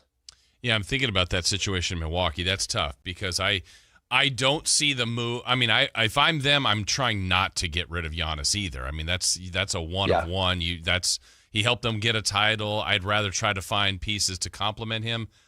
I just don't think there's a move out there that elevates them to a level where you go, they can get through this and get out of the East.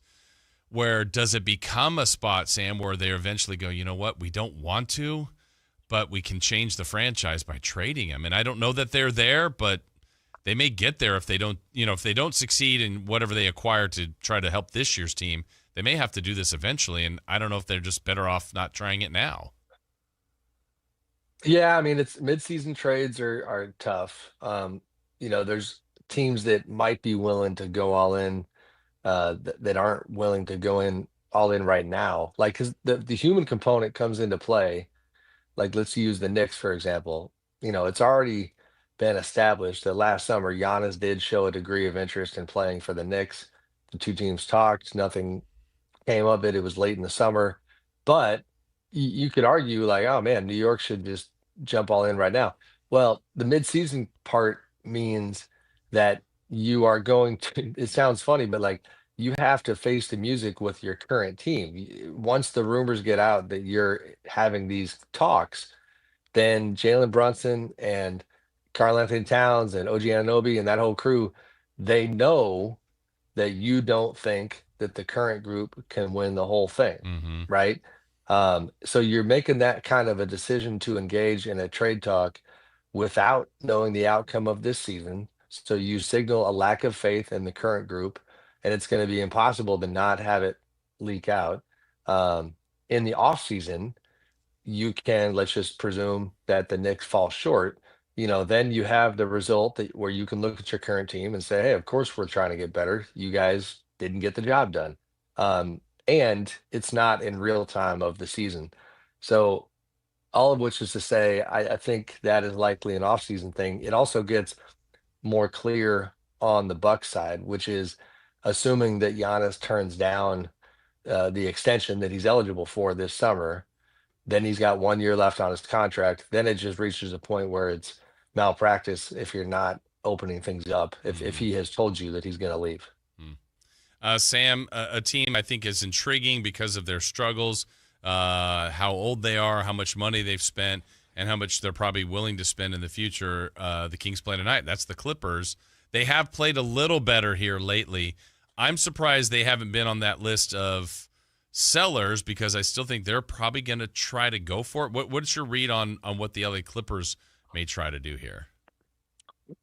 It's funny you mentioned them and I still haven't decided. I couldn't decide if I was going to put them in the story for tomorrow, but part of their not being included might just admittedly be my lack of clarity on what they're doing, because there's not clear messaging. I've heard some things about, them and Steve Ballmer specifically, basically telling people around the league, like, we're competitive, we're aggressive, that's what we do. We're going to try to get better at the deadline, which would seem to indicate something additive. And then there are whispers about, James Harden in particular, like, is he, going to land somewhere else? Is there, and that's what I need to get to the bottom of is kind of how that dynamic is, because to this point, it had been, their plan had been that they were all in with this group, and then everybody was up in the summer of 2027, and you kind of take it from there and hit the reset button. That's, if you look at their payroll, that's how they are lined up. Now they've won, I think, 5 in a row, looking better all of a sudden.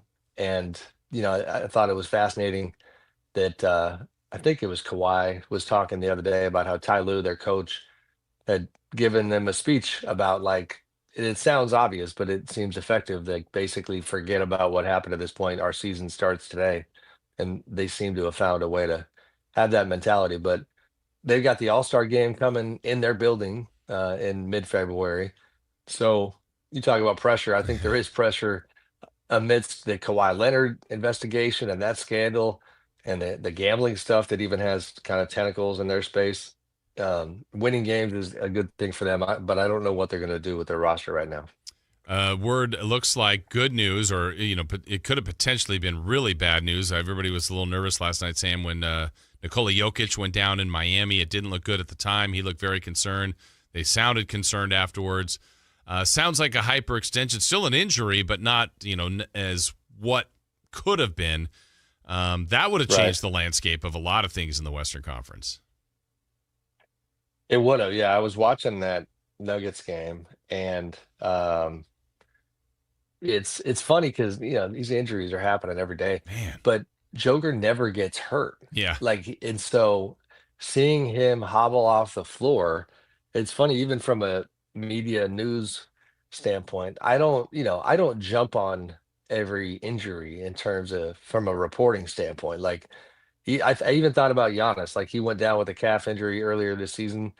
Now granted, we have a Bucks beat writer in Milwaukee who handled it. We don't have one in Denver, so I guess that was a factor. But the point is, when I saw Joker limping, like in my office as I was sitting there, doing a little elliptical work, my middle-aged workout, like, I stopped everything because it was like, holy smokes, like, Joker's hurt, and he, to me right now, is the MVP front runner. Denver is a title contender. OKC fallen back a little bit recently with the losses to the Spurs, and it felt like Joker was kind of on top again when it comes to the superstar power rankings. So hopefully he's not out too long. It did look bad, and I know the folks in Denver were pretty nervous, but yeah, hopefully he's back soon. So as we wrap up here, Sam, that article you're working on for the Athletics about the trades and teams involved, we can expect that tomorrow? Man, just talking about pressure. Now you put the pressure on me, Jay. Didn't you say it? You said it, didn't you? I'm just kidding. No, I'm kidding. Yeah, it is. Yes. Okay, good. It is. Now I actually deliver and get it done. But yeah, it should be out at the latest late morning. And then are you gonna? We always play the drop about you shamelessly. Wait, Chris, let's just play it. I know I'm shamelessly pumping the poll here. Do you have your yearly poll that you have for the Athletic coming out again this year? We have not started putting it together yet. It is in the plans. I forget exactly when. More pressure. This is the ombudsman, Jason Ross here. I have goals for you for 2026. I like it. Yeah. I like it. Keep me accountable. Yes, that is in the plans. I'm trying to remember. I think we typically end up publishing in I think it's in March. It takes a while to put together. It's admittedly gotten a little more challenging over the years from a team cooperation standpoint. So hopefully everybody can play ball, because I do take pride in that. Yeah. It feels like it's become, kind of part of the sports NBA culture lexicon. But yeah, that should be coming a few months down the road. Well, as always, Sam, we thank you each and every time you appear with us. We thank you for being available for us today. Happy New Year to you. I know we'll see you at a Kings game soon, and thanks again, and we'll talk to you next week. Real quick, Jay, if you have 20 seconds. We do. Because this is right up your alley. I had to share with you on the air that our buddy who's not working today and his family were at the game the other day. Yes. And I hadn't seen Dave and the family in a while. And so I was excited to see Melissa and Avery and Mason. And the part you'll appreciate is I should have just asked Avery how college was going rather than putting my foot in my mouth and saying, hey, how's UCLA? Yes, I'm glad you said it. Yes, I thought you would enjoy that, and it was a mistake, not a troll. Yeah, and she had this just disgusted look on her face, and she's USC. She says I hate UCLA. I said, oh, Jay Ross would appreciate that. So yes, it was great to see them, even if I did fumble. Yeah, at one point she loved UCLA. She has turned. How quickly she has turned. Well, yeah, it was good to see. Brother. Happy holidays. Thank you, Sam. Appreciate it, and we'll talk to you next week. Yes, sir. See you All right. That's great. That was Sam Amick hopping on with the morning show a little bit earlier this week. Appreciate everybody staying tuned in. Still got Brenden Nunes and Anthony here that will take you through up until 2 o'clock. We are going to get to a break and then going to dive into everything that Sam Amick had to say. Should the Kings be interested in trading for Jonathan Kuminga? What is the direction of this franchise? Stay tuned here on the Allen Stiles Show, Sactown Sports 1140. You never know what you might hear when listening to a Sacramento Kings game. Out of Keegan, going for another triple. Man, is he feeling it. Keegan, can he do it? Yes, there's number 11, Keegan Murray. Keegan steps back. He just knocked down his 12th three-pointer, a Kings franchise record. He's got 45 points. Never miss a moment of Sacramento Kings basketball with Sactown Sports and the Sactown Sports app. Talking about guns with others might not always feel comfortable, but it could save a life. Here's a way to start a conversation. Your family is going over to your neighbor's home for dinner for the first time. How would you ask if there are any unlocked guns in the home? Hey, we're so excited for tonight. Before we come over, though, may I ask if there are any unlocked guns in your home? Our guns are stored securely, locked in a safe that the kids can't access. Awesome. Learn how to have the conversation at agreetoagree.org. Brought to you by the Ad Council.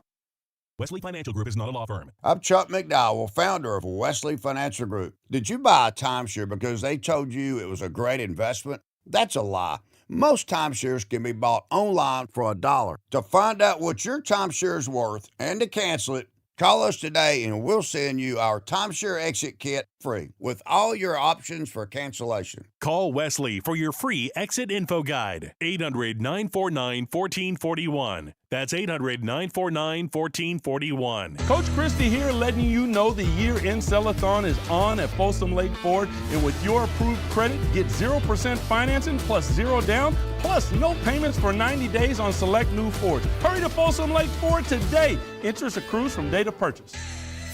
Guys, low energy, low drive, or strength not what it used to be? For many men, it's low testosterone. At Revive Men's Health Sacramento, start with a free T-check, exam, and consultation to get real answers. And this month only, qualified patients may receive 25% off testosterone replacement therapy.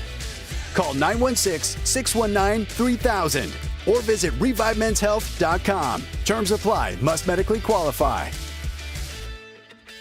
Just announced, Stockton Honda has been named #1 of California's best car dealers in 2025 by USA Today and Statista. This prestigious award is based on thousands of customer reviews and recommendations, ranking dealerships for service, value, and satisfaction. Out of hundreds evaluated, Stockton Honda is proud to be #1, recognized for all-around excellence and commitment to our customers. Visit Stockton Honda, where reputation meets the road. Anytime, anywhere, it's all here.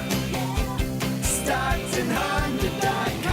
This is a special alert to all Americans who own a vehicle with less than 200,000 miles with an auto warranty about to expire or with no warranty coverage at all. Due to a decline in the economy, CarShield is announcing a low-cost month-to-month vehicle protection plan that is now available to the public to save any driver out-of-pocket expenses on future auto repairs. Call now to find out how you can pay almost nothing for covered auto repairs. Yes, you heard that correctly. Pay almost nothing for covered auto repairs. An open phone line has been established for all drivers to call for a free quick quote. Call 800-292-4541 now. Drivers who are covered will not have to pay for covered repairs again. This protection plan is at an all-time low. Additionally, drivers who activate this vehicle protection today will also receive free roadside assistance, free towing, and car rental options at no additional cost. Call us for your free quick quote today. 800-292-4541. That's 800-292-4541. What do you have to lose? Call 800-292-4541. Again, 800-292-4541. Everybody loves the season of giving,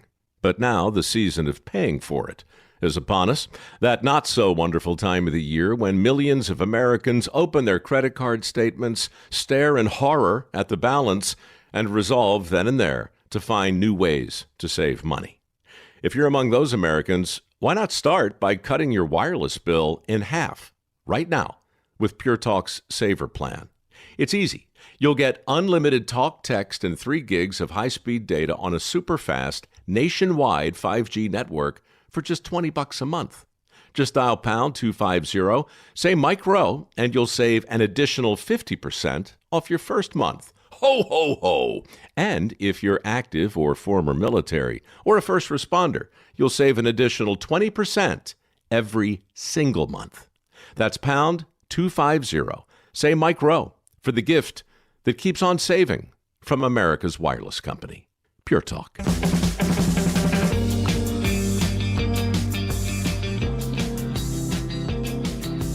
Allen Stiles. Watch the show on youtube.com/Sactown Sports 1140.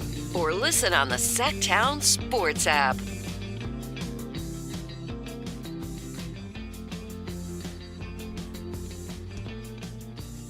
You're listening to the Allen Stiles Show here on Sactown Sports 1140. No Allen Stiles. Instead, got Brenden Nunes and Anthony Lucas behind the glass, filling in, taking you up here until 2 o'clock.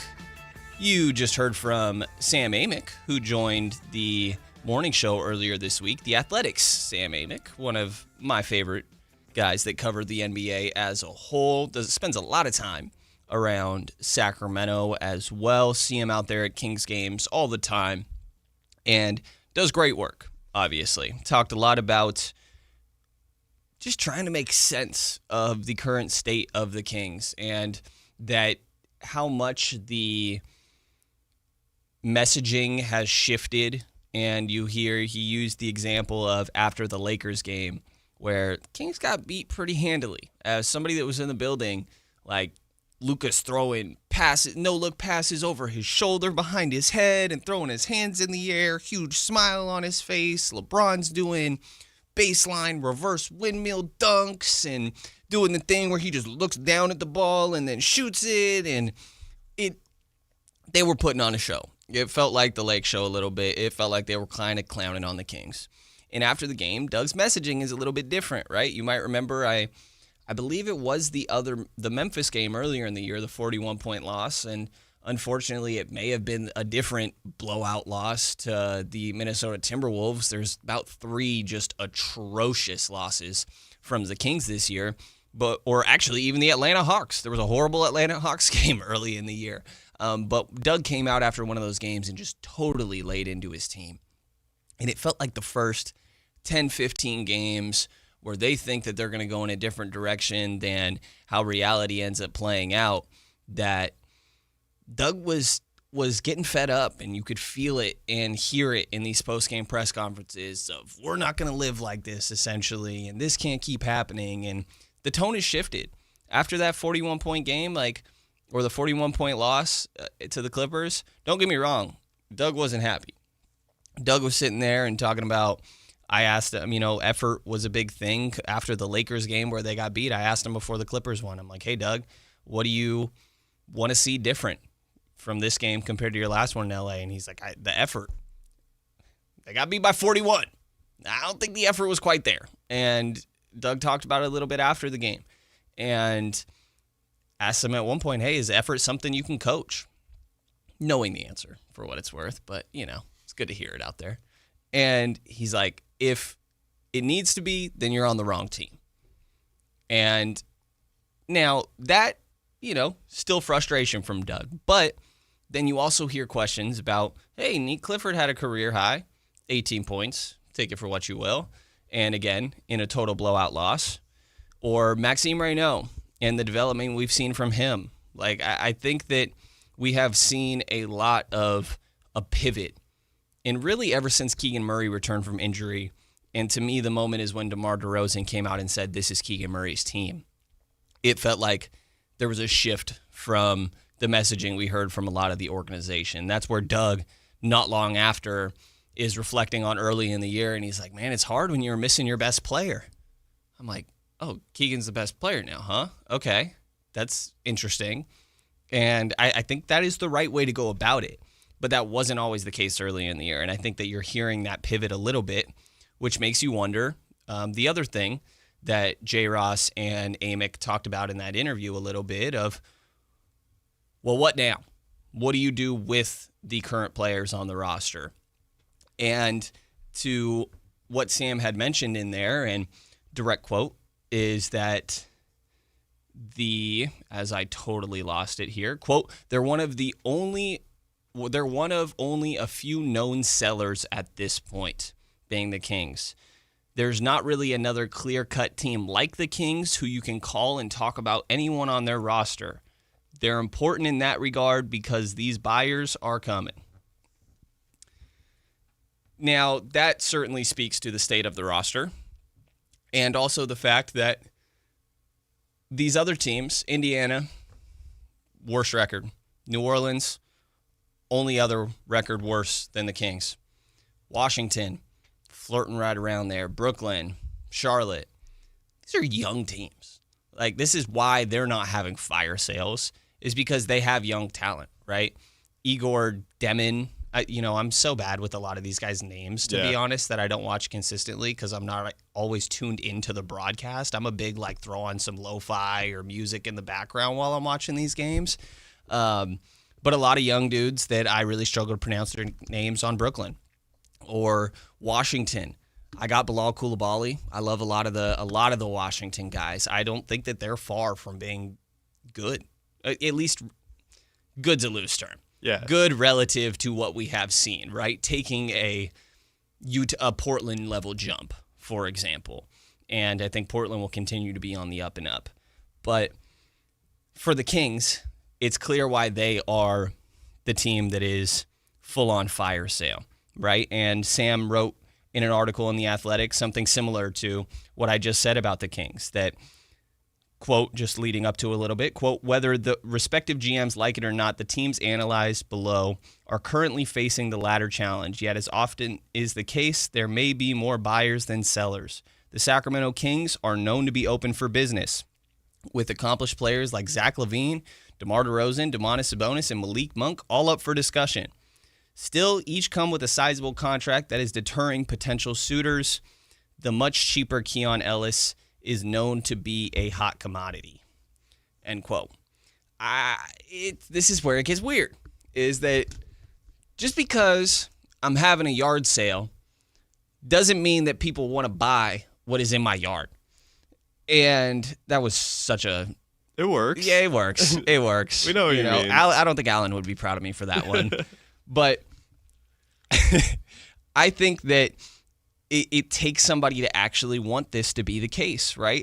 Somebody has to be willing to take on the nearly 47.5 million that Zach LaVine is making this year. It's $49 million player option for next season. $49 million.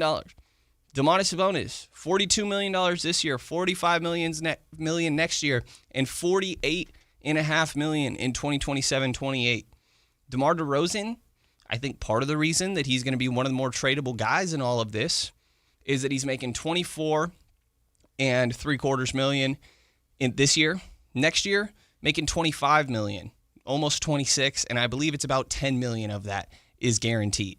makes it a lot easier for somebody to stomach that, right? And we know the value of DeMar DeRozan. Sure, 36 years old. I think DeMar, DeMar's value is as a closer, I think, in the modern NBA, at the current stage of his career. Kings are 8-26. They're getting blown out in a lot of games, and I don't think that you've gotten very many opportunities to see that he still has that in his bag, and I think we saw it a little bit last year. I think that still exists, and I think that there could be some value in that. Malik Monk, I think it's just more of an archetype thing. I think his archetype has been losing value. Allen has done a good job laying out the examples, but Jordan Clarkson, later in his career, but super cheap contract going to the Knicks. The Quentin Grimes situation, and ended up taking the qualifying offer out there with the 76ers. There is Cam Thomas with the Brooklyn Nets, and how much of a weight there was for him to agree to a deal. And for what it's worth, he just came off the bench the other night for, I don't even remember who off the top of my head, and got asked how did it feel coming off the bench, and his response post-game was no comment. Like, oh, okay. But I think that you are slowly seeing the archetype of these microwave one-way scorers lose value a little bit in the modern NBA. And Malik is making almost $19 million this year, $20 million next year, and then a player option for $21.5 million in 2027-28. I don't think there's a bunch of people jumping at the bits to want to sign that guy. There wasn't a market for him when he hit free agency. Maybe not like there wasn't some people that were interested. I think the Orlando interest was real, and then they decided to go in the KCP direction. I think Detroit was floated around as an idea, and they decided to split their money a little bit more evenly rather than committing it to one primary free agent. So you talk about the Kuminga conversation, and for what it's worth, I know it's what I teased with the whole Amick conversation, and it's because I know it's what people want to hear. I get why the Kings would still be interested. I think they are still interested. It's really hard to figure out how to get a deal done because I don't know what the Kings have that the Warriors would want. Now, it's not that Kuminga is going to take some crazy haul or anything like that. I don't think that he's, there's a team option for next year, which I think makes his contract a little bit more friendly than what it may have been in the offseason, for example, but not exactly a key part of what they got going on there. But the Warriors certainly don't want to take on added years of salary if they're moving on from Kuminga. I think the idea of freeing up some money a little bit there or just bringing on people that could be more immediate contributors for them, I find it a little bit funny because I do think Malik would actually be pretty good for their team. Like Brandon Pajemski, I'm kind of trending downward. I'd rather have Malik. But I also don't know that it changes the trajectory of what they got going on. They also need more wings.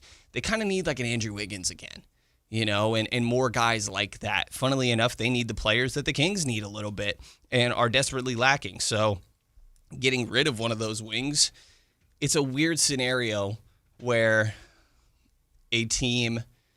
two teams that are both trying to win now somewhat to an extent, I think are hard to get a deal done.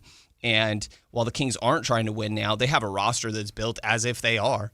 And so that's the pieces that they're dealing with, which I think makes it a little bit hard to move on there. But Keon Ellis is the one to me, not specifically in a Jonathan Kuminga deal, but I really struggle to imagine Keon being on this team at the end of the season. I think that, first of all the messaging you'll get from the team themselves is that they love Keon. They want him to stick around. We've seen that reported left and right. You could say it, but how it's all playing out, it's not exactly being the case. Keon has been playing a little bit. I think one of as Sam mentioned, Amick in that interview, one of the subplots of the Lakers game was that Keon played pretty well in that one.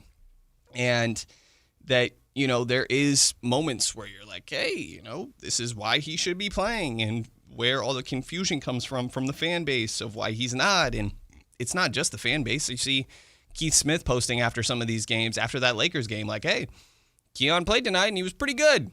This thing may not be as hard as everybody's making it seem. And so I see the logic. If I'm Keon, and I would encourage you guys to try to do the same thing. I know Kings, like, you guys are Kings fans. I get it. Try to take off the glasses for half a second. Put yourself in his shoes. Why would you want to stay? Yeah. I think that's the unfortunate reality of this. Like, look at how this is all played out.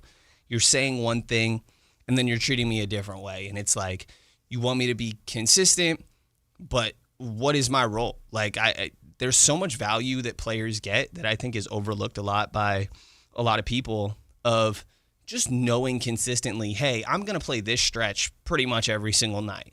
I know when to start getting myself mentally prepared. I know that I get to sit on the bench for the first 5 minutes and watch these certain things, and I know that this is about to be the moment that I'm going to go in, so I'm going to make sure that I'm doing X, Y, and Z for my routine. And just, I think having some sense of consistency. It doesn't have to be black and white. You're playing this exact role every single night, but for the most part, right? I think defining roles is so important. And right now, I don't know what Keon Ellis's role is on the Kings. He's also the only one eligible to get paid and like a part of the rotation who hasn't gotten paid. Like, he hasn't really gotten that big payday. The young guys are obviously still on those contracts. Everyone else got their extensions, or they're in their contracts where they're getting a good amount of money. And Keon is kind of stuck there, eligible to get money, and they're like, we love you. And that's about it. And that's a really tough place to be if you're like a player. As much as I love Keon, but that's a tough place to be.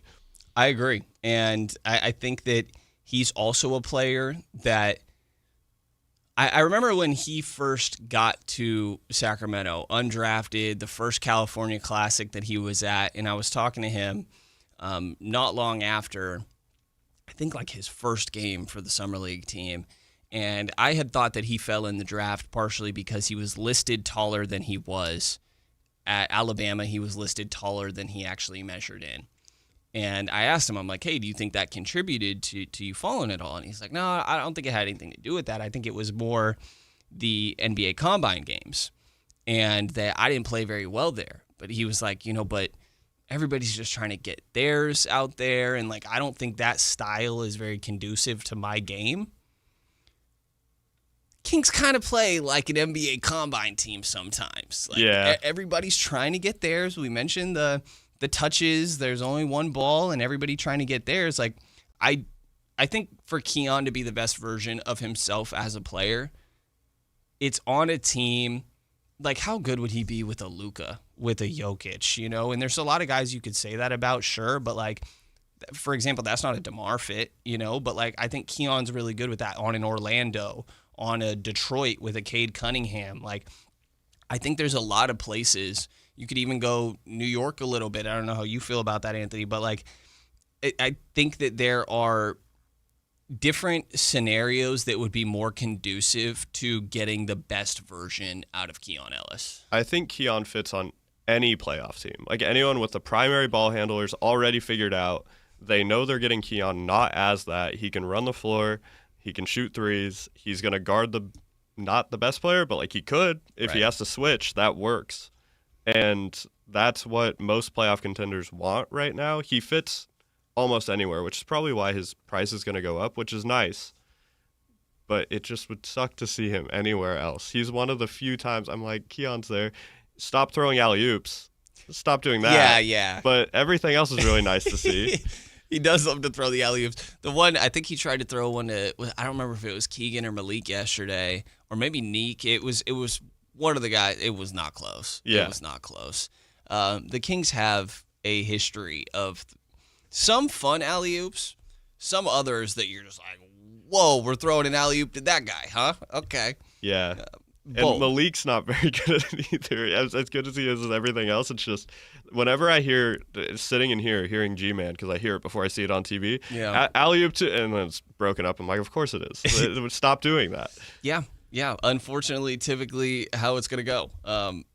You see a 2-on-1 fast break. I'm like, oh gosh, are you really a moment where you should be confident and you should be excited about what's about to happen? Not exactly tends to be the case right now. But with Keon, I do think that it's going to be interesting to see what his value is, because whatever team trades for him, assuming that is the case, and maybe they will stick around. Maybe they trade Zach LaVine or DeMar DeRozan, right? Or Dennis Schroeder or Malik Monk or two of the four or whatever it may be, and maybe there's all of a sudden more room for him. I would be surprised, is all I'll say. And so whatever team does trade for him can extend him. And I think that that's where the value exists a little bit, because the reality is he can hit unrestricted free agency this offseason and anybody could sign him. But there's teams that don't have cap space in the offseason, and their way of potentially acquiring him would be doing a deal right now. Especially contenders. Exactly. Those are all the ones who are handcuffed to the aprons. Right. And the contenders are where I think, like, could a first-round pick be part of this conversation? Because if it is a contender, say that it's even like OKC, for example. A lot of picks sitting there. And they have the Houston pick that right now is projected to be 25th. Like, is it that crazy for OKC to consolidate one of their, how many? 1, 2, 3, 4? 1 million. 4 first-round picks only this year? Only this year? But that's the interesting part of the conversation where Keon, on paper, I don't think is worth the first-round pick. I don't think that that's how that works, like, directly. But for contenders, trades get weird. Right. I think New York gave up 5 first-round picks to get Mikal Bridges, who is their 4th scoring option currently, just to fill out a roster spot that fit with what they want to do to win a championship. And Keon fits somewhere, and it's most places. I don't know if it's 4. He's not getting 5. Like, he's not Mikal Bridges. Right. But 1 kind of makes sense for a guy who can guard, like, switch everything. If you're trying to run like an Indiana Pacers style offense where everyone has to run, or switching people out, high energy guys, maybe a contender wants that. I don't see him getting traded to anyone below a like solid playoff team though. For sure. The only way that like a first round pick just talked about is if this is like a team with a real good record. Like Detroit really needs 3-point shooting. And I think that you could see how he could fit there, for example, on it. Like, interdivision trades, not very common. He'd be great on the Lakers. I know people would hate to hear that. I would hate to see it. Don't get me wrong. He'd be great there. A team like Miami, Toronto, maybe those teams aren't a good enough record where you're talking their first-round pick this year necessarily, but Denver, he'd be amazing on Denver, right, in a Bruce Brown role.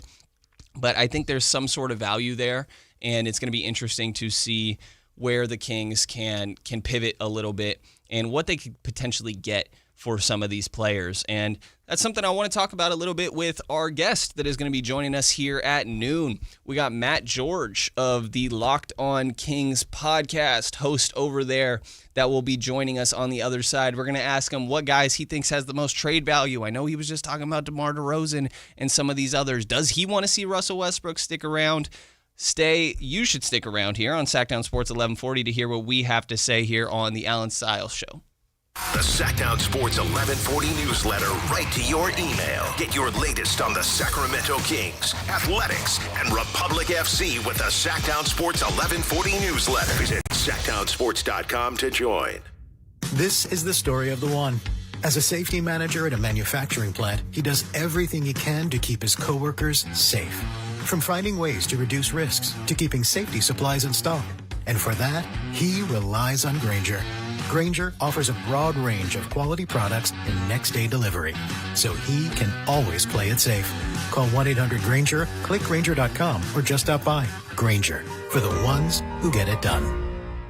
At Power Business Technology, we're not another big box corporation. We're your neighbors, locally owned and operated. We know what businesses like yours need, from reliable printers to high-performance copiers. We'll help you find the right solution with personal service you just can't get online. Need setup or support? We're just down the road and always happy to help. Power Business Technology, family hometown service with big-time solutions. Contact us today for all your business printing needs at 844-POWER-BZ. That's 844-769-3729, or visit us at powercopiers.com. Year-end pricing's in effect. Every vehicle's priced to sell before the new year during Happy Honda Days. At Folsom Lake Honda, your one-stop Honda shop. Get behind the wheel of your new Accord or Civic today. Own or lease during Happy Honda Days at FolsomLakeHonda.com. As a family-owned and operated dealership since 2009, customer service is our #1 priority. Our customers love doing business with us, and you will too. Folsom Lake Honda is your one-stop Honda shop. Visit us at FolsomLakeHonda.com. Your one-stop Honda shop. The Sactown Sports 49ers Report is brought to you by Kia of Vacaville, located beside the Vacaville outlets. Niners win a huge game on Sunday night versus Chicago, 42-38. Brock Purdy was outstanding. He accounted for 5 touchdowns, throwing for 300 yards and 3 TDs, rushed for 2 more, while Christian McCaffrey rushed for 181 yards from scrimmage and had a touchdown as well. Niners finished the regular season Saturday with Seattle, with the winner getting the #1 seed in the playoffs. Catch the game this Saturday beginning at 4 right here on Sactown Sports 1140. Football season is here at Kia of Vacaville. You can score big in a new 2025 Kia Niro LX with up to 53 MPG combined at Kia of Vacaville. Perfect for road trips, tailgates, and cruising to Levi Stadium in style and comfort. But don't wait. Inventory is limited at Kia of Vacaville, and these deals won't last long. Visit KiaVacaville.com or stop by right next to the Vacaville outlets for friendly service, easy shopping, and unbeatable value. All in one stop. Kia of Vacaville, where the adventure begins. Just once a year, NorCal's largest gathering for anglers, hunters, boaters, RVers, and off-roading enthusiasts. Your life outdoors at the International Sportsman's Expo, January 15th through 18th at Cal Expo in Sacramento. Never have I ever called my sister from the finish line of my first marathon. Hello? You won't believe where I am. Are you running? Mile 26. I'm gonna make it. Switch to T-Mobile's 55 Plus plan and get iPhone 16e with its advanced camera system on us. Plus 2 lines for just $30 a line. Guys, I can't believe it. I knew you could do it, babe. That was amazing. Mom, how do you feel? I feel great. I can't feel my feet. Let's take a picture. And then you may carry me to the car. Share every stride, every mile, every memory on America's best network. Switch to T-Mobile's 55 Plus plan and get iPhone 16e on us and 2 lines for just $30 a line. With 24 monthly bill credits and 2 eligible port-ins on Essentials 55 Plus for well-qualified customers with autopay plus taxes, fees, and $35 device connection charge. Credits end and balance due if you pay off early or cancel. Contact us. Finance agreement 128 gigabytes, $599.99 required. Best mobile network in the U.S. based on analysis by Ookla of Speed Test Intelligence data 1H 2025. Visit T-Mobile.com. Guys, if your energy is low, your strength isn't what it used to be, or your drive feels off, it's not just getting older. For many men, it's low testosterone. At Revive Men's Health Sacramento, you can start with a free T-check, exam, and consultation so you get real answers about your testosterone levels and overall health. And this month only, qualified patients may receive 25% off testosterone replacement therapy. This isn't guesswork or one-size-fits-all treatment. Revive specializes in personalized, closely monitored testosterone care designed to help men feel stronger, sharper, and more like themselves again. With over 120,000 patients treated since 2011, Revive Men's Health is trusted for results, not hype. If you've been putting this off, now is the time to act. Claim your free T-check and consultation and see if you qualify for 25% off TRT. This month only. Call 916-619-3000. That's 916-619-3000. Or visit ReviveMen'sHealth.com. Terms apply, must medically qualify. KHD1 Sacramento, KYMX HD3 Sacramento. From the Power Business Technology Toshiba Studios, Sactown Sports 1140.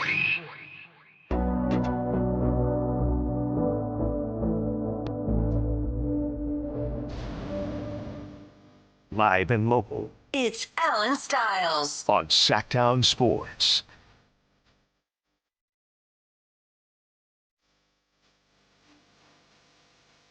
$12 o'clock hour here on the Allen Stiles Show. Filling in for Allen, not here today, enjoying a little bit of time off here around the new year as we bring you guys into 2026. My name is Brenden Nunes, and we're joined by our first guest of the day here today. God, my guy, saw last night at the game, Matt George, host of the Locked On Kings podcast. Matt, how you doing, man? Who knew the Allen Stiles Show would be so much better without Allen Stiles? This is great. How are you, Brenden? I didn't say it. I didn't say it, Matt. It wasn't me. I'm doing well. I'm doing well. Are you a New Year's resolution guy, Matt? Not really. I'm not quite as boring as Keegan Murray is when he talked about his New Year's resolutions and not having one and never thinking about it. But like, obviously, I have things that I'd like to do better in 2026. But then it becomes January 1st, and it's just another day, and you get back to work. So I'm not really one, but we'll see. Yeah, fair enough. Well, I'm curious to see what your 2026 holds a little bit, but we'll see how everything plays out for sure. I'm curious. Last night, we were talking a little bit over there as the Kings lost to the Boston Celtics, and I'm going to take this a little bit more big picture with you, but I think a good way to start is last night sort of what you want to see for the rest of this season, where they're competitive for most of the game, they being the Kings, obviously. The young guys get a lot of reps, and even though DeMar DeRozan is somebody that's really leading the show there, the young guys are getting a lot of reps. It's actually a competitive, entertaining basketball game, and they still help their lottery odds at the end. Yeah, it's hard not to look at last night's game that way. I had a good time at the Golden One Center last night, and I haven't been able to say that as much as I would like to this season. The atmosphere was great. The game was very entertaining. A good shootout through three quarters, and if you would have told me the Kings and Celtics would be involved in a shootout from 3-point range, I would have guessed that the Kings were probably losing by a pretty significant margin. But that just wasn't the case. Like, the Kings held with or stuck with the Celtics for a while, led in that game for quite a while, and then the fourth quarter happened. And look, the Kings have been horrible offensively in the fourth quarter all season long, which is one of the most perplexing things about this team, considering DeMar DeRozan is on their roster and they have so many veterans. In the fourth quarter, you would think is when it be a strength of this veteran-laden group, but it just hasn't been. The Kings are 27th in the NBA in fourth quarter scoring, and they've averaged over the last four fourth quarters that they're in around 20 points in a fourth quarter, which is just not good at all. So they fell apart. The Celtics won as they are supposed to, but ultimately a fun, entertaining, I think, good night for the Sacramento Kings in general. Overall, you would have to say so. And unfortunately, 29th in the NBA in offensive rating on the season. Kind of a gross look there in general. But I do feel like, and it's very funny to say, considering how it's gone, it almost feels like they had started to turn a corner a little bit prior to that LA trip, putting together some okay offensive showings. I thought they were turning other teams over a lot.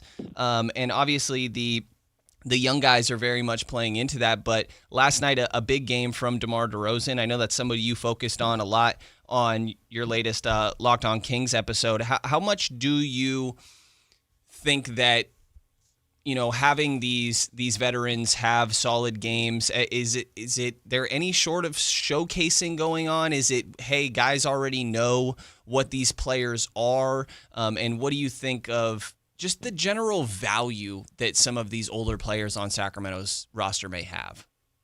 Yeah, I don't really subscribe to the belief at all that playing DeMar DeRozan or Russell Westbrook or Dennis Schroeder or whoever more minutes to showcase and build their value around the league is a real thing, especially when you're talking about guys like DeMar. This is his 17th season. He's 36 years old. Every general manager in the league knows exactly who DeMar DeRozan is. However, what DeMar can showcase, and I think the season has been showcasing, is that he can be effective for them in their circumstance. And what I mean by that is, DeMar is averaging 4 points less per game. And I think people would think that's, for a player who his first and biggest strength is his scoring, that it means it's a down year. It's a bad year for DeMar. But the context is extremely important because his efficiency across the board is up. He's shooting 50% from the field. He's up from 32% from three to 37% from three. His free throw shooting percentage is up. His steals per game are at a career high right now. So, and he's taking 4 less shots per game. So to me, what that says to a team like the Celtics maybe, or a team that's in contendership for an NBA title, or a team that's just trying to make a playoff push, they're looking at DeMar DeRozan and going, okay, there's someone that I can go out and get that is showing that he can be efficient without having to be the guy or the focal point. Because no team is trading for DeMar DeRozan at this point in his career to plug them in as their top 1, 2, or even 3 option on a team. It's just not happening. But if a veteran team or a playoff team needs a little extra scoring push off their bench and they're saying, hey, DeMar is shooting this efficiently and scoring this many points on this lower volume, why can't I bring him here in an even more established system and get that kind of efficiency off of my bench or with my second unit? So I think in that sense, I don't think DeMar is showcasing anything necessarily, but he's proving to a contender or a playoff team, hey, I'm valuable and I can help you right now, and I don't have to be featured in order to help you. That should make him more appealing to a contender looking to trade for him. Talking to Matt George, host of the Locked On Kings podcast. Definitely see the value that DeMar could have to some team. The desperate Milwaukee Bucks coming into town here pretty soon. Zach LaVine, obviously, a name that's mentioned with them a little bit as well. But I'm curious, Matt, what you think of a conversation we were having a lot with callers and asked the chat a little bit today of, do they want Russell Westbrook to stick around with the Sacramento Kings, whether that's through the trade deadline or into next season. But I guess let's stick to through the trade deadline. And it was about a 60-40 split, most people saying yes and pointing to the mentorship value that he brings. Other people saying, he's a little erratic, like 0-4 from in the fourth quarter yesterday, all from three. We know it, the pump fakes, and he's about to pull this one, and he's kind of not looking anywhere else. What are your thoughts on the value that Russell Westbrook brings to this team? And not only him, but are there any other veterans that you identify of, hey, I wouldn't mind seeing this guy stick around? Well, with Russ specifically, I know for a fact Scott Perry and Doug Christie want him around. That being said, if you get a good deal for Russ and any kind of capacity from a team, that you can't hesitate to take that deal if it makes you better or makes sense. But it's not. I mean, Russ's mentorship is important, but I don't look at it in the sense of leading with kind of the personality that he is in the locker room and answering young guys' questions in that sense. Although to me, it's the way that Russell Westbrook plays, regardless of the circumstance. That is what this team benefits from. And I know there are the erratic moments. It's the Russell Westbrook experience. He'll do some things and throw the ball away, and you're just like, oh, Russ, you were crazy. But then again, he's shooting his highest career percentage here in Sacramento right now. So he's letting them fly, and more often than not, it's actually working out for him. So to me, I think Russ is very valuable to show these young guys who are hopefully going to be getting a lot of playing time as the season goes on. Hey, it doesn't matter if we're down 15. It doesn't matter if we're 20 games under 500.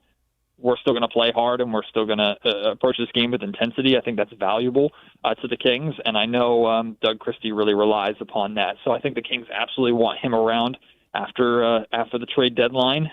In terms of other veterans on the roster, I am a fan of Malik Monk. I talked about this on the podcast last night too. Malik's situation is a little bit ironic considering the fact that the coach that he wasn't the biggest fan of, and Mike Brown, was the coach that was able to unlock him and optimize him to the best level of his career.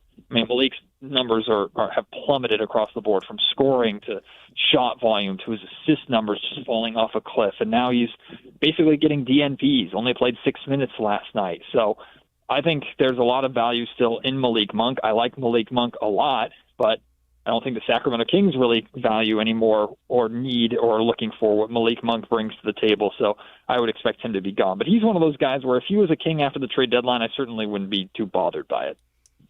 Talking to Matt George of the Locked On Kings podcast. Yeah, Malik played just over 6 minutes last night. I think probably one of the more reasonable rotational aspects that we've seen from him, because there's been moments where it's a DNP CD coach's decision. I'm like, it's a little bit confusing. But I think last night probably made a little bit of sense with what we were seeing with Keon and some of these other guys. But going back to the Russ conversation a little bit, I think the guy that we've seen him benefit the most on the floor, and this is often the case with veteran point guards and what they're able to teach and mentor young big men, right? Maxime Reynaud obviously has stepped into that starting lineup as Domantas Sabonis has gone down, a guy that I think could have been picked a lot higher and ended up going to the Kings there in that second round. What have you seen from his development, and what are the main things you're watching for in the next steps of his game?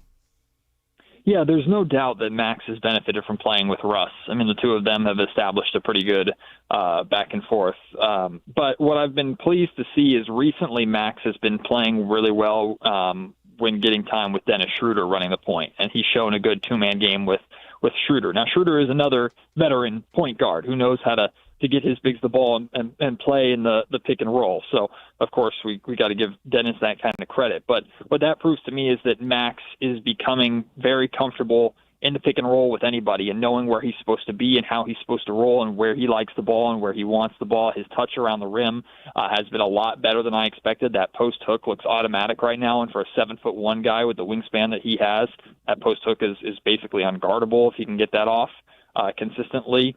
So I want to see Max shooting more threes. That was his strength at Stanford. Bonus comes back later this season, assuming he's not traded, which I don't believe he's going to be. Maybe we'll get to see a little more of that two big lineup where whether it's Sabonis at the 4 or the 5, you can have Max play on the perimeter a little bit more and get his opportunity to showcase that shooting that he was known for at Stanford and it got him into the league. But right now, I think we're seeing a player that's getting better every single game, who's growing in confidence. The physicality still isn't there, but has improved significantly from what he was showing getting pushed around in the summer league by guys who were just trying to make an NBA roster. Now he's down there fighting with starting caliber centers and holding his own at times and getting roughed up at times too, as a rookie should. So the growth of Maxime Reynaud over the course of the season has been pretty awesome, and you're just hoping that Nick Clifford can have a similar level of growth as he hopefully gets more playing time here down the stretch of the season. Yeah, a zero ball for Neek Clifford yesterday as we talked to Matt George of the Locked On Kings podcast. No points for Neek, and this is coming off a career high, mentioned it a couple times, 18-point performance in a 41-point loss for what it was worth down there in LA against the Clippers. How have you seen his development? And I'm going to ask you something that I've had a handful of people ask me recently of, has Neek Clifford's season been disappointing up to this year, or does the context make it tough to evaluate? No, there's nothing disappointing about what Neek Clifford's doing. He's the 24th overall pick. He was not a lottery pick or anything like that. The Kings traded into the first round in order to get him, but they weren't fleeced in any kind of way or make some big move. Like, Neek Clifford is developing into what many are hoping can turn into a valuable, rotational, Swiss Army knife, do-it-all type, bigger guard for a hopefully eventually playoff team in the NBA. So there's no reason to believe that Neek can't be that based off of what he's showing. He looks like, to me, a rookie who's just trying to kind of find his way on a roster that's laden with veterans that doesn't really have any sort of offensive identity. So how can we expect him to have an offensive identity himself? Recently, I think Neek has shown off all three levels of his scoring ability. The three-point shot looks a little bit better. I like his aggressiveness, shooting off the dribble and taking the ball to the rim. Of course, Doug Christie, every time you bring up offense, will dismiss it and talk about the defense too. And I think Neek moves his feet really, really well on the defensive end of the floor to where he's gotten assignments and opportunities guarding guys like James Harden recently and has been taking those opportunities and doing a better job of defending without fouling too. So I think Neek's progress is fine. I guess you're hoping for more of those breakout showcase games eventually, but once we get into February, March, April, after the trade deadline, maybe when he's getting 20 to 25 minutes every single night, he'll have more of a green light and an opportunity to do that. So I'm very happy and very comfortable with the development of Neek Clifford to this point. I agree with you, Matt. I think a lot of what we saw best down there at Summer League was when he got to have the ball in his hands. Now, I'm not asking him to go out there and be a point guard, but I think that it's easy to see how the current scenario isn't exactly the most conducive to him getting to do that, and that's reasonable. He's 30-some games into his rookie season, and so I think that obviously will just come over time. A little bit too early to call it, and I'm on your side there when it comes to that. The other guy that is interesting, and I find it funny to go down the list with the young talent, but that's where the joy is in my mind with the current iteration of the Sacramento Kings. But do you find the Dylan Cardwell situation to be slightly head-scratching, where he has missed the last 2 games? Now, he is on a 2-way contract with a minimum of 50 games of eligibility this season, but as the Kings are 34 in, he's only played in 9 up to this point, and I'm curious how you feel about it, but kind of think that I personally would rather see Dylan than Drew Eubanks, which seems to be where this change came in, as Drew has reinserted into the lineup after coming back from injury. Yeah, Brenden, it frustrates the hell out of me because Dylan's been playing well. His impact has been beyond noticeable. And what I love about Dylan Cardwell is he knows exactly who he is as a basketball player, and he knows he can do that at an NBA level, and he's showing that. He's not getting too outside of himself. He's not trying to do other things other than I rebound, I play hard, I rim run, and I block shots and protect the rim. And he's an Energizer bunny. We see every time he blocks a shot in the Golden One Center, he uses that opportunity to fire up the crowd. Dylan Cardwell absolutely should be playing over Drew Eubanks. We know Drew Eubanks is not part of the future. I like Drew. Got an opportunity to talk to him. Super nice guy. Drew is not part of this future here in Sacramento. And to me, if the excuse or the reasoning behind not playing Dylan Cardwell is to save his two-way eligibility, I think that's ridiculous for a couple of reasons. Number one, eventually Domantas Sabonis is going to come back. And when Sabonis comes back, what are you saving his two-way eligibility for? Because you're not going to stop playing Max, and Domas is going to play. So now you have two centers in front of Dylan Cardwell, so he ain't playing. That's number one. Number saving his eligibility for what? Seriously, what's the point in saving his eligibility? If you have to convert him into a full contract, then convert him into a full contract. You have guys like Dario Saric that are on this roster quite literally just to take up space and collect a paycheck. They don't do anything on this roster. So if you have to free up a roster spot by getting rid of a guy like that so that you can actually give Dylan Cardwell an opportunity to play consistently and he can develop into something for you down the road, isn't that the whole point of this season and the rebuild that the Sacramento Kings are putting themselves on? So, yes, Dylan Cardwell, unless he's hurt, Dylan Cardwell should be playing on a nightly basis for the Sacramento Kings until Domantas Sabonis comes back. And then once Domas comes back, the Kings can figure out the rotation from there with their rebuild in mind. Talking to Matt George of the Locked On Kings podcast. Last one I got for you, Matt, before we get you out of here. Just generally from your perspective, and I think as people that keep such close tabs on this, is this are we starting to get to the exciting part of the year for you and for what I would say for the fan base? Not asking you to speak for them, but the Kings are bound to lose a lot more games throughout the course of this season. 8-26. I mentioned it a couple times. Indiana, New Orleans, the only team that have lost more games than them. But we're starting to approach trade season a little bit here. I think that you're seeing the draft prospects play more games, so we can start to get into draft profiles and stuff. Is this where your juices start to get flowing a little bit more? Well, let's put it this way. This is the part of the season where the Kings have the most on the line. And this is where all eyes turn to Scott Perry. It's like, okay, you got to do something, man. You just can't sit on your hands and not do anything here. You have to move some players. You have to start this rebuild appropriately. If you want to call it doing right by DeMar DeRozan to get him out of here, or just trying to maximize any of the value of the veterans that are on this roster that aren't part of your future going forward. I'm realistic. I don't expect Zach LaVine and Domantas Sabonis to go anywhere. Their contracts are so bad and so difficult to move. I just don't think that's realistic. Maybe it happens, but I'm not expecting it to. But there's no reason why one of DeMar DeRozan or Malik Monk or Dennis Schroeder shouldn't be moved to open up playing time and opportunities for the guys that you do believe can be a part of your future. And hopefully you're able to move one or two of those guys for draft assets or a young player or a rotational player that fits more with your identity and what you're trying to build going forward. That's what this season is about at this point. So yes, this trade deadline, the next couple months, this is next month, really. This is prime time this season for the Sacramento Kings and Kings fans. This is what's most important, and this is where I think we're going to learn a whole heck of a lot about Scott Perry. I'm not saying judge Perry and make your final thoughts and decisions about Perry as a general manager based off of what happens over the next month, because he doesn't have one trade deadline to turn things around. He has to nail a few off seasons and some drafts, right? But this is the start. You gotta do something here. You gotta make moves. No more of this. We tried and failed. That was a big thing with Monty McNair. Oh, they tried. He tried to do this. Fell through. It didn't work out. Blah blah blah. Don't care. Go out and get results. Get something done. This is the time of the year for the Kings to do that, and all eyes are on that here in Sacramento. That is Matt George of the Locked On Kings podcast. Appreciate you, Matt. Hope that you have a good New Year's. Hope you didn't torture the kid with getting him too many Kings things and forcing him into this fan base, man. No, he's we're not doing the last thing he got. The last Kings thing he got was a Fox jersey, and then we know what happened after that. So neat Clifford jersey now, the big red dog. Big red dog. There you go. Appreciate you, Matt. Thank you for taking the time, man. And thank you to everybody for being tuned in. For sure to be able to check out, little word mumble there, word jumble. Wow. be sure to check out the Locked On Kings podcast with Matt George and the great work that he does. Big fan of the work that Matt does.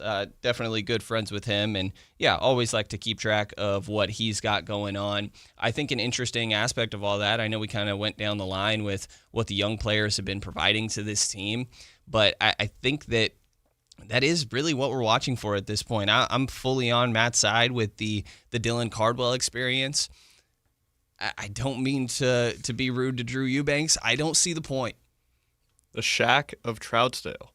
Wow. That's what they call him. Wow. Yeah. Where is Troutdale? He went to college. He went to college in Oregon State. I think it's like right next to Corvallis. Oh my God, it's funny you say this because there was a day where this is how you knew that I was like really unsure about Drew Eubanks as a player. I'm like, all right, let me see like what he looked like at Oregon State. And there was a Kings game where I'm sitting there watching Oregon State Drew Eubanks highlights. It's exactly what you would expect. He's playing like the most random schools, and I wouldn't quite say there's a bag necessarily. It's a lot of post work, the same stuff you see now, and yeah, hey, credit to Drew. I imagine it looks a lot like prime Shaquille O'Neal, judging by the name. Yeah. Sure. Overpowering. He could be the Shaq of that caliber, that league. I guess.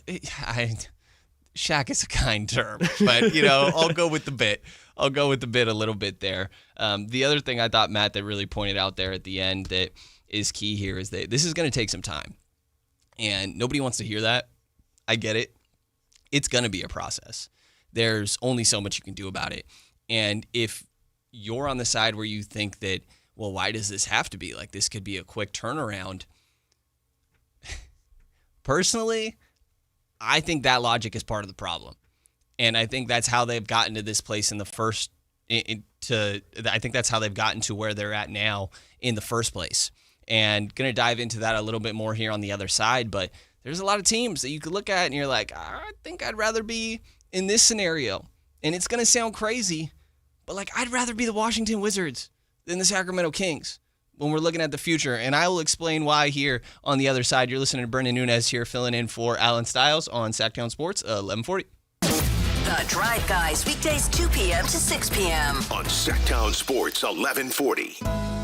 The new year is upon us with promises of new beginnings and new adventures. But don't let this past year slip away without savoring the memories made with family and friends. Hi, this is Frank LaRosa with a word about Naturewood Home Furnishings. Looking forward is always exciting, but I have a lot to appreciate in this past year, revolving around time with family and more good time spent around my Naturewood dining table. Watching my grandsons enjoy birthdays and holidays was priceless and reminds me that new life is the perfect balance between yesterday and today.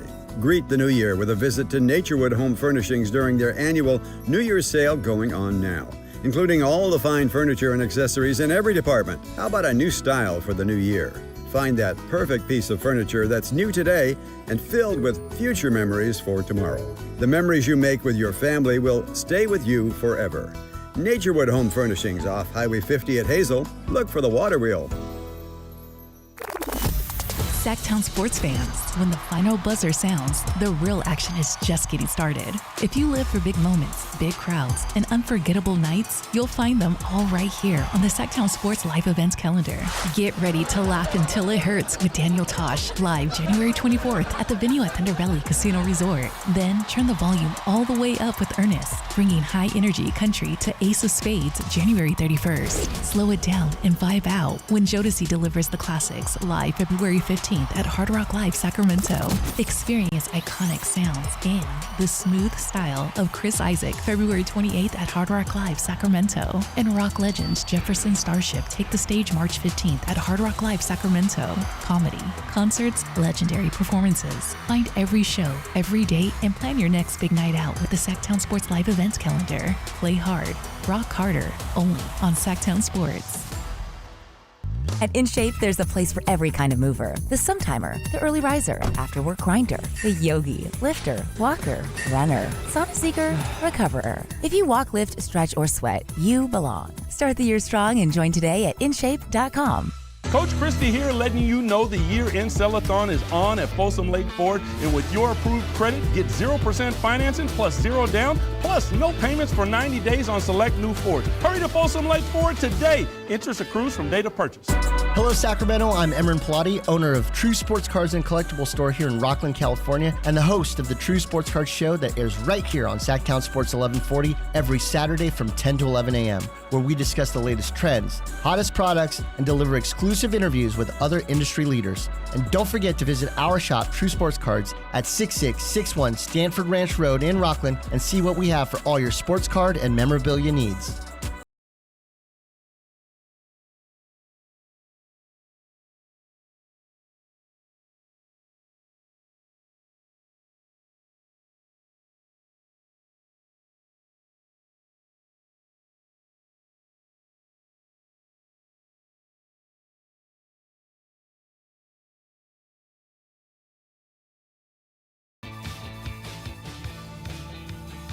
Listening to the Allen Stiles Show. Brenden Nunes here filling in with Anthony Lucas behind the glass as well, taking you up until 2 p.m. Just had Matt George of the Locked On Kings podcast join the show a little bit earlier, talk about some of the growth he's seen from the young players, potential value of keeping a guy like Russell Westbrook. I know, quote-unquote Carmichael Dave, not actually Carmichael Dave, YouTube chat, Carmichael Dave here in the chat, doesn't seem to be the biggest fan of keeping Russell Westbrook around, and it's really pointing to how much the De'Aaron Fox trade is where this all went downhill, and I certainly can't argue with you. I think you could go back a little bit further even and say maybe the first domino is maybe it's the DeMar signing. I would say that it's probably more so firing Mike Brown or even being hesitant to extend him in the first place. You know, somebody else in the YouTube chat's mentioning Drew Eubanks was the host of a dating game show. I've got to find this. You need to, please. That would be elite content. The rest of the show may get derailed if this is true.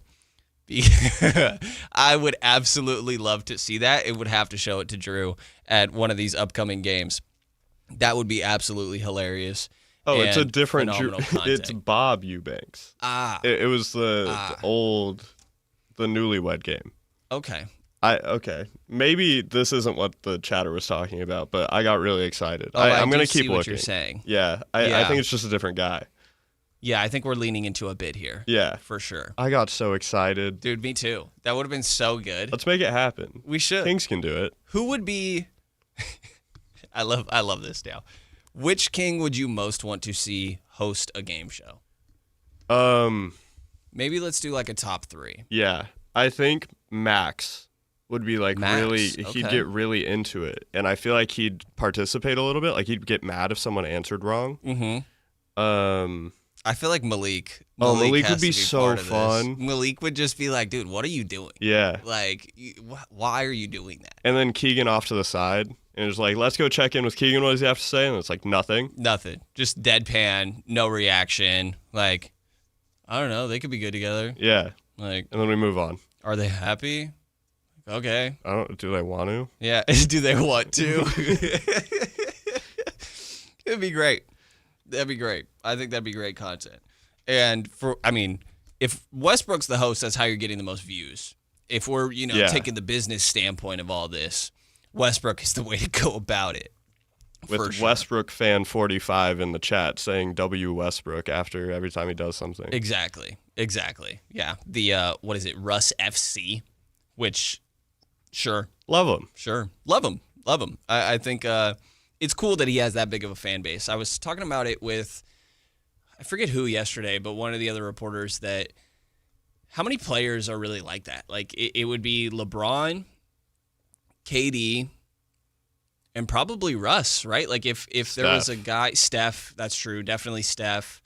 Like if a guy came into town, no matter what team he's on, it's going to be a pretty packed game just full of his jerseys. Yeah, it has to be historic players. Right. So I think you're right. That's about it. Like Jokic I feel feel like Jokic doesn't have the personality It's so for disrespectful because he really should be. I but know. yeah, no, I agree. Yeah, I mean, maybe Luka. Maybe Luka. I mean, it helps that he's a Laker. That one, yeah, obviously. Yeah, actually, Luka definitely has like a core fan base that came from Dallas, and like overseas crowds love him. I think that's it. Outside of that, it's fan bases, right? Like the New York game is going to be packed. The Boston game was packed. Does Giannis? I mean, maybe it's just like I don't think Giannis is that extent of like in every city necessarily. Yeah, I think that he has a ton of fans. You know who has a ton of fans locally just because he's from the Bay Area is Dame. Right. Dame that makes has a lot sense. of people. Like I see Dame jerseys at games that he is nowhere near those teams. Yeah. No, that makes sense. Okay, hold on. So now you got me on a random thing here that I saw the other day. I saw of these 4 point guards in their peak, right? As I go on an entire tangent here. I'm ready. Which one do you cut? And when we are talking peak, right, just for the listeners out here, because this was all the arguments that I saw in the comment section was, to me, I'm taking the best version of this player and just that's it, right? The best version of this player, say, I'm leaving it at that, okay. Right? The best version of this player, not how long was their peak, whatever, blah, blah, blah. These 4 point guards, who gets cut? Russell Westbrook, Kyrie Irving, Derrick Rose, and Damian Lillard.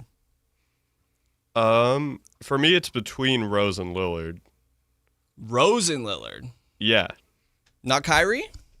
I feel like Kyrie's peak was really, really good. There was a moment like when the Cavs and the Warriors were doing that thing, it was a conversation, Steph or Kyrie, who's better.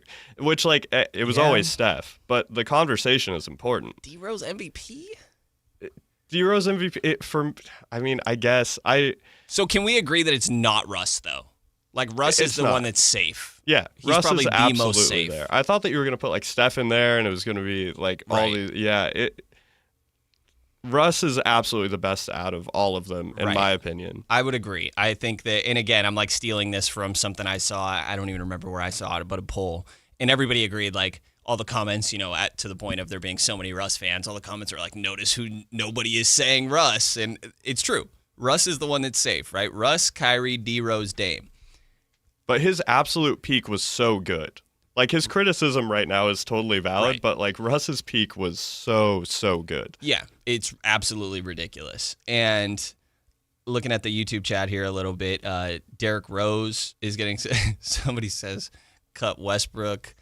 You're just trolling. Multiple people are saying that. People think that Derrick Rose had the highest peak. Maybe I'm just, his MVP season, for context, I was 8 years old. So I know it from, like, highlights. Yeah. I mean, youngest MVP of all. I feel like just the reality of MVP and Kyrie and Dame not having that, like, saves D-Rose. Okay, we'll go with that. Then I would cut Dame, unfortunately. You would cut Kyrie. I think I would cut Kyrie. Like, to me, and maybe this is just because LeBron James was on his team, was Kyrie ever the best player on his team? Before LeBron was on the Cavs, Right. he was the best player on the Cavs. Right, when they sucked. Yeah, and maybe, because it was like the 2 years after he got drafted. Yeah. And then I think maybe you could say he was the best player on that Celtics team, but it did not, like, work. Oh, I'm so offended that you just said that. Whatever but yeah, was going on there was bad. 100%. Okay, so I love this tangent. And yeah, let me know if more people get to any takes here in the chat. He's currently the best player on Dallas. That is true. He hasn't played. Yeah. But he's currently the best player on Dallas, unless you think Anthony Davis is better or a 19-year-old Cooper Flagg. So, Kyrie never made an All-NBA first team? Well, he played at the same time as Steph. Yeah. It's really rough. Yeah. Like, Dame wasn't on any let's of see these. if Dame did. So Kyrie has made a All-NBA third team, second team, third team. right? Because I'm just trying to figure out what the best season is.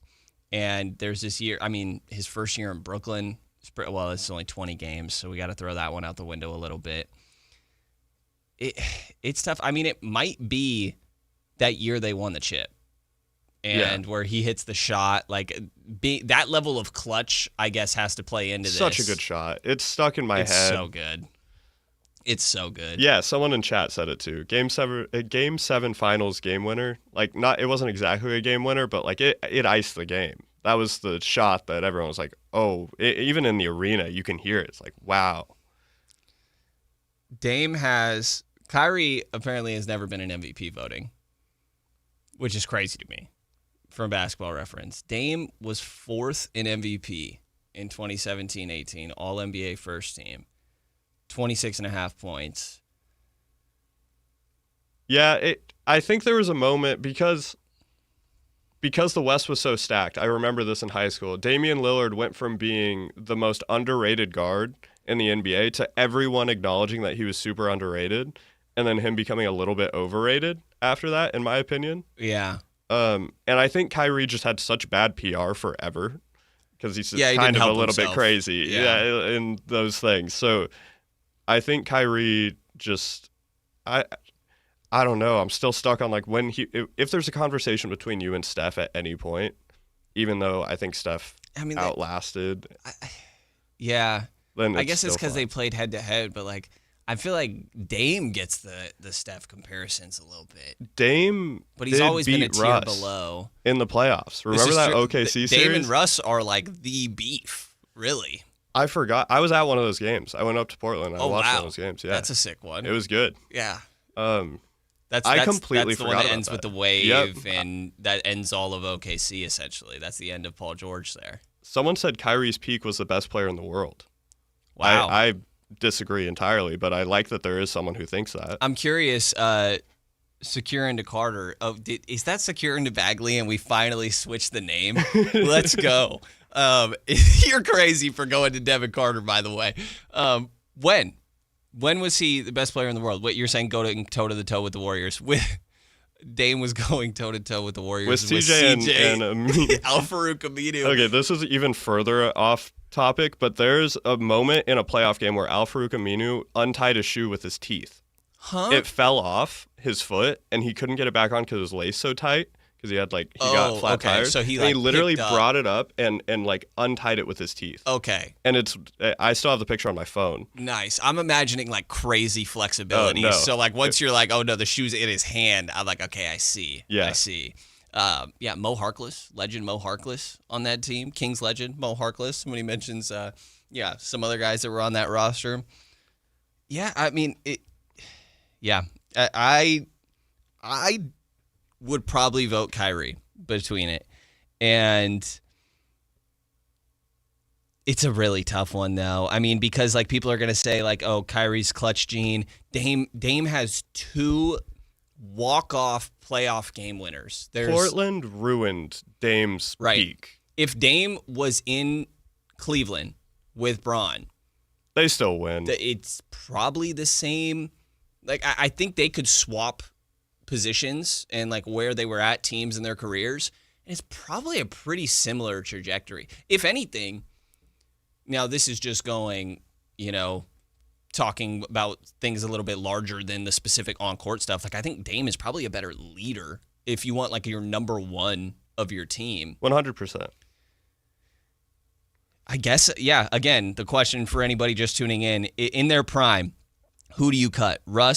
Russell Westbrook, and I think we all agree it's not Russell Westbrook, but Kyrie Irving, Derrick Rose, Damian Lillard. At their very peaks, who is the worst player on that list?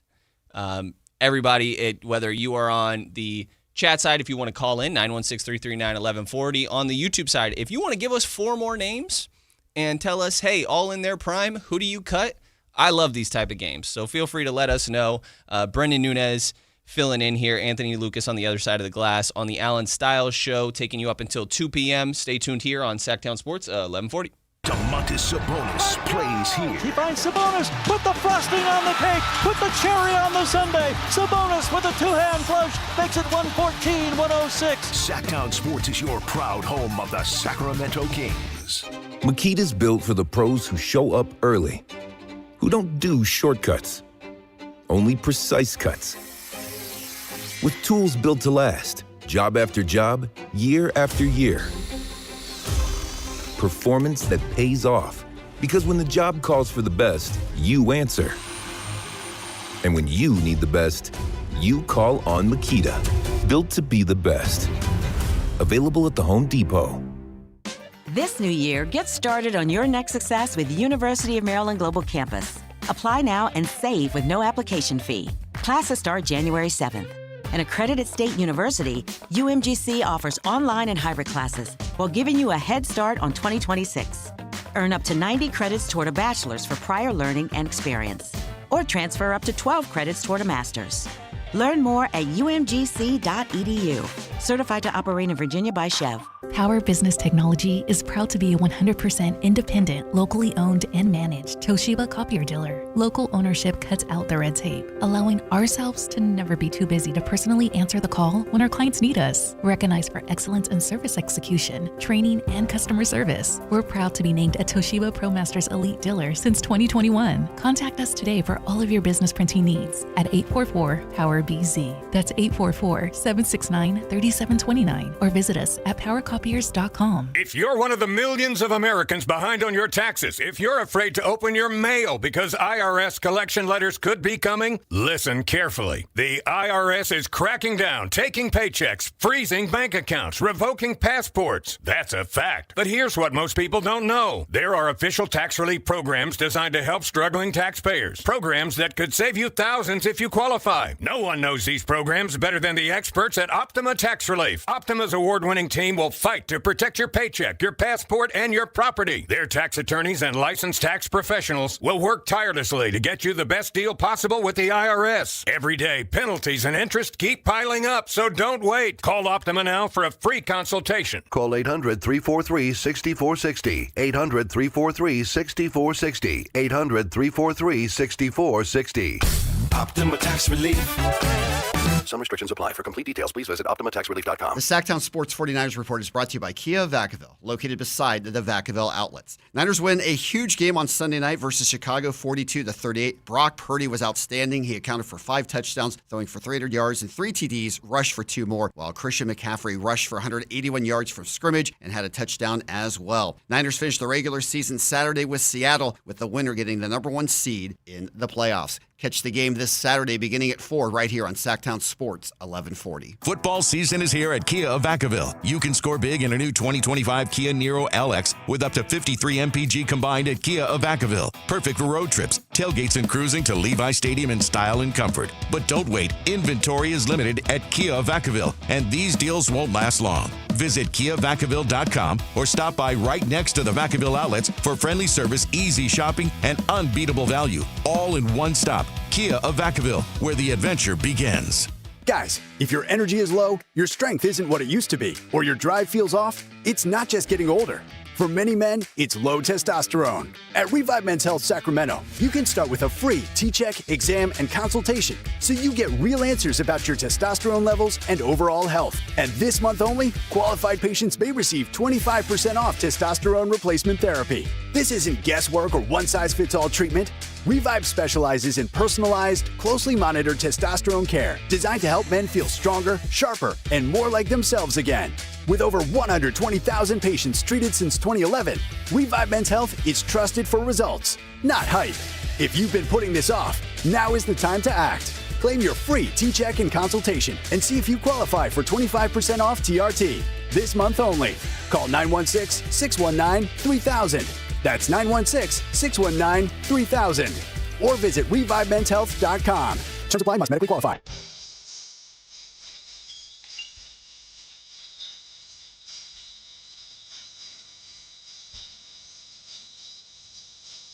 Your home for Kings talk and so much more. Live and local. Allen Stiles on Sactown Sports.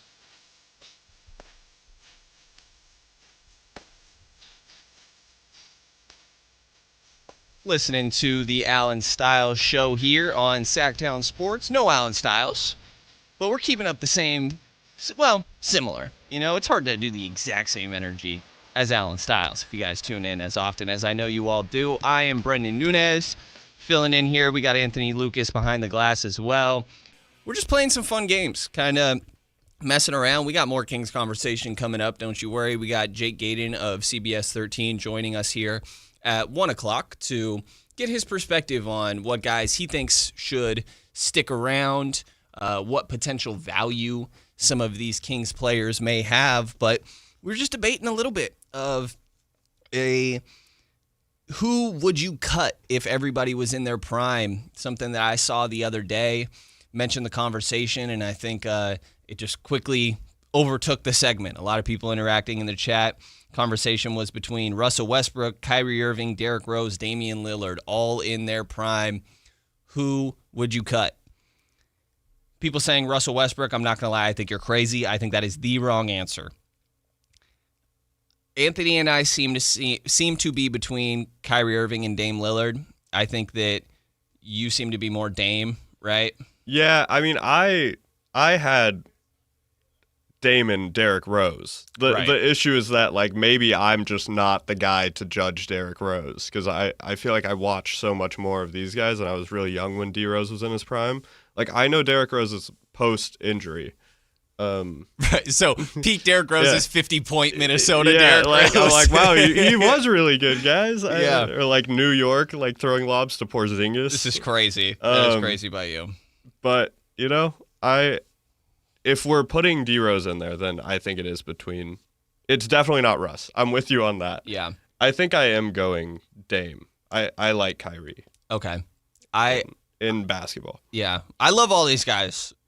I think that Kyrie is probably the worst prime, but it's really, I don't think there's a wrong answer between Kyrie and Dame.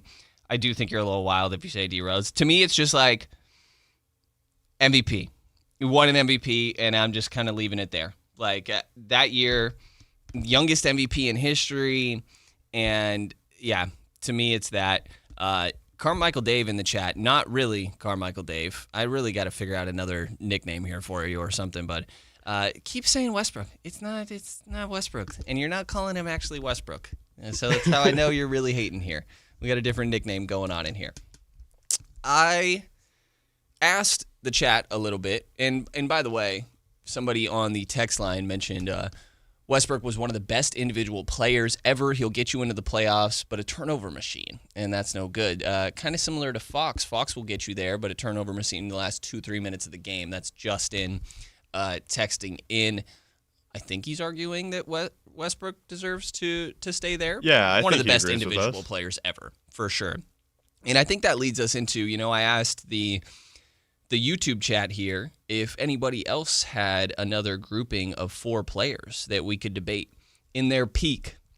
Maybe we could rank them 1 to 4. Okay. Of who's the best players here. Again, in their peak, right? So think of one season, the best version of them. Not like one individual game, we're not doing Corey Brewer on his 50-point night. Like, no, a season of their peak, right? And Dwayne Baker here mentioned DeMarcus Cousins. It's King-centric, obviously. DeMarcus Cousins, De'Aaron Fox, Peja Stojakovic, and Tyreek Evans. I think that's an order. That's a good point. I think that's right. Okay, so this is where... And people are going to get mad at me because I'm young and I said Page is worse than those guys, maybe? I don't know. We'll see. I think that... Well, okay, so between DeMarcus Cousins and De'Aaron Fox, Boogie is the better player at his peak, right? Yeah. Like, not even, no question. I think, yeah. I'm curious, everybody here in the chat as well, and if anybody wants to happen to, I guess we don't have too much time, but after we get through talking to Jake Gaden and stuff, always happy to take some callers here, or 916-339-1140. Feel free to shoot it into the text line as well. All in their peak. Who is the best player between DeMarcus Cousins, De'Aaron Fox, Peja Stojakovic, Tyreek Evans? And who is the worst player? Because this is where, like, Tyreek seems like the obvious worst one, right? And this is where you got to go to the 25-5, where he's a little like Michael Carter Williams, and that his rookie year was his best year of 20 points, 5.8 assists, 5.3 rebounds. Not overly. Oh my God, he shot 25% from three. And let me look up Page's best year, because similarly to Anthony, I am showing my age a little bit here. And someone said Page is the second best King ever. That's a little crazy. Dude, there was a Peja was okay, so I will admit that I was not educated on this. Peja was 4th in MVP voting. That was just said in chat too. See, this is where it comes in, like he's second option on that team, like behind Weber for scoring, right? That's kind of the way it was set up. They kind of all 24 a game. Yeah. And he's still really good. It's just we were trying to figure out. Okay, so chat. He's definitely better than Tyreek Evans. I'm just trying to figure out if he's better than Fox or Boogie. Well, I mean, 4th in MVP voting. Like, by the way, one of these says 16th in MVP voting. How many people were on the ballot? What do we? It was right in. Yeah, that's crazy. Oh yeah, good point. Yeah, you got like one vote. Okay, so. Yeah, wow. He also played 40 minutes a game that year. Yeah. Holy. And the numbers for what it's worth, 24.2 points, 6.3 rebounds, 48% from the field, 43% from three on 6.8 a game. This is in 03-04. Can you imagine if he played now? He's amazing. We all know that. He's definitely better than Tyreek. I just don't know if he's better than Fox or Boogie. He might be better than Fox from what you're saying. Yeah. I don't know if he's better than DeMarcus.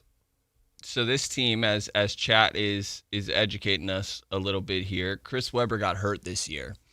And so Peja became the number one option. And it's not particularly close, actually.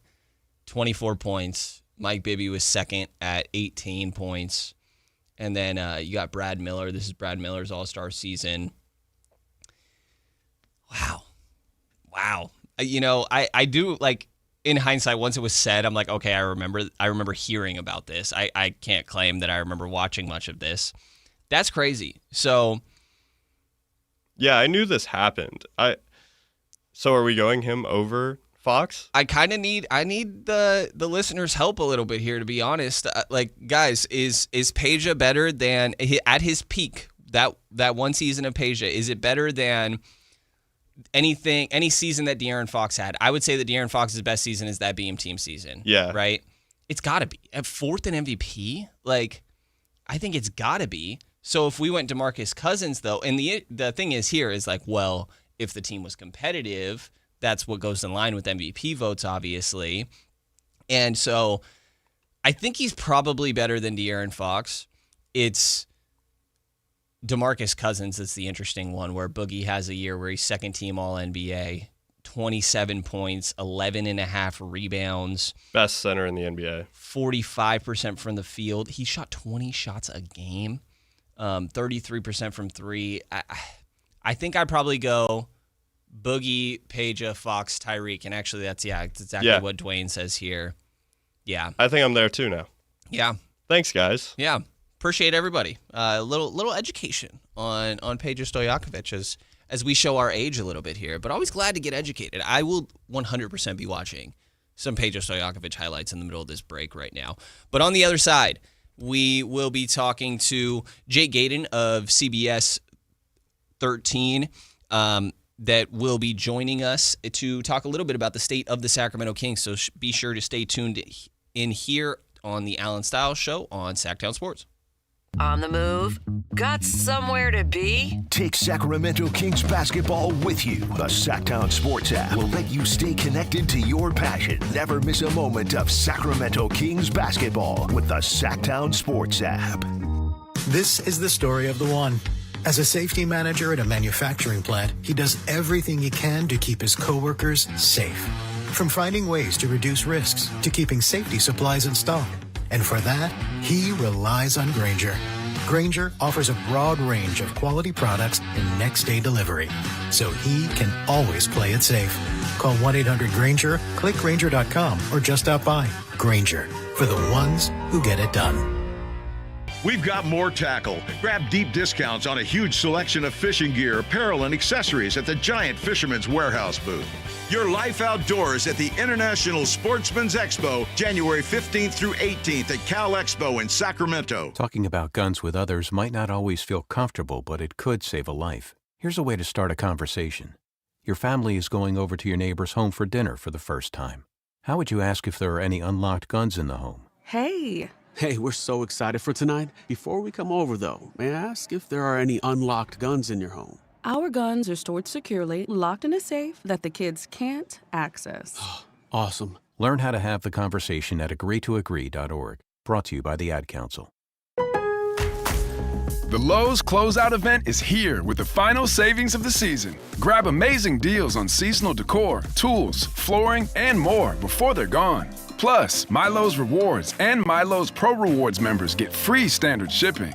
Lowe's, we help, you save. Valid through 1/7. Selection varies by location while supplies last. Free shipping excludes Alaska and Hawaii. Exclusions and more terms apply. Loyalty program subject to terms and conditions. Subject to change. Visit Lowe's.com/shipping terms for details. Wesley Financial Group is not a law firm. I'm Chuck McDowell, founder of Wesley Financial Group. Did you buy a timeshare because they told you it was a great investment? That's a lie. Most timeshares can be bought online for $1. To find out what your timeshare is worth and to cancel it, call us today and we'll send you our timeshare exit kit free with all your options for cancellation. Call Wesley for your free exit info guide. 800-771-1300. That's 800-771-1300.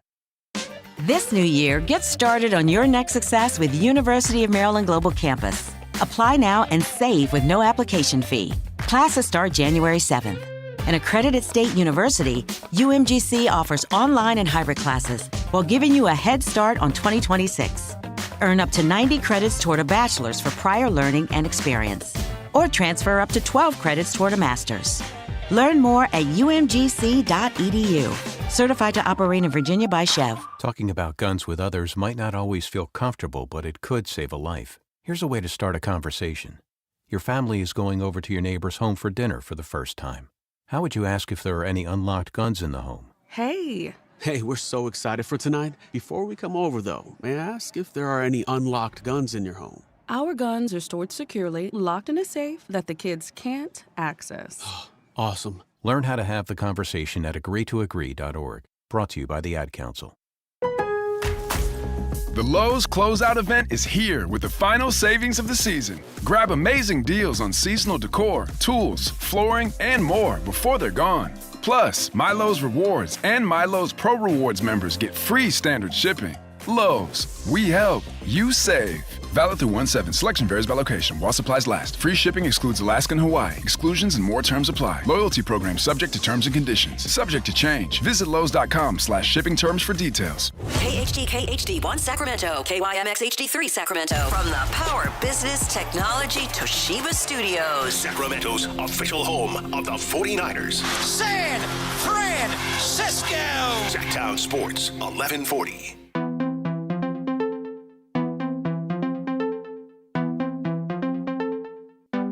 Allen Stiles. Watch the show on youtube.com/Sactown Sports 1140. Or listen on the Sactown Sports app.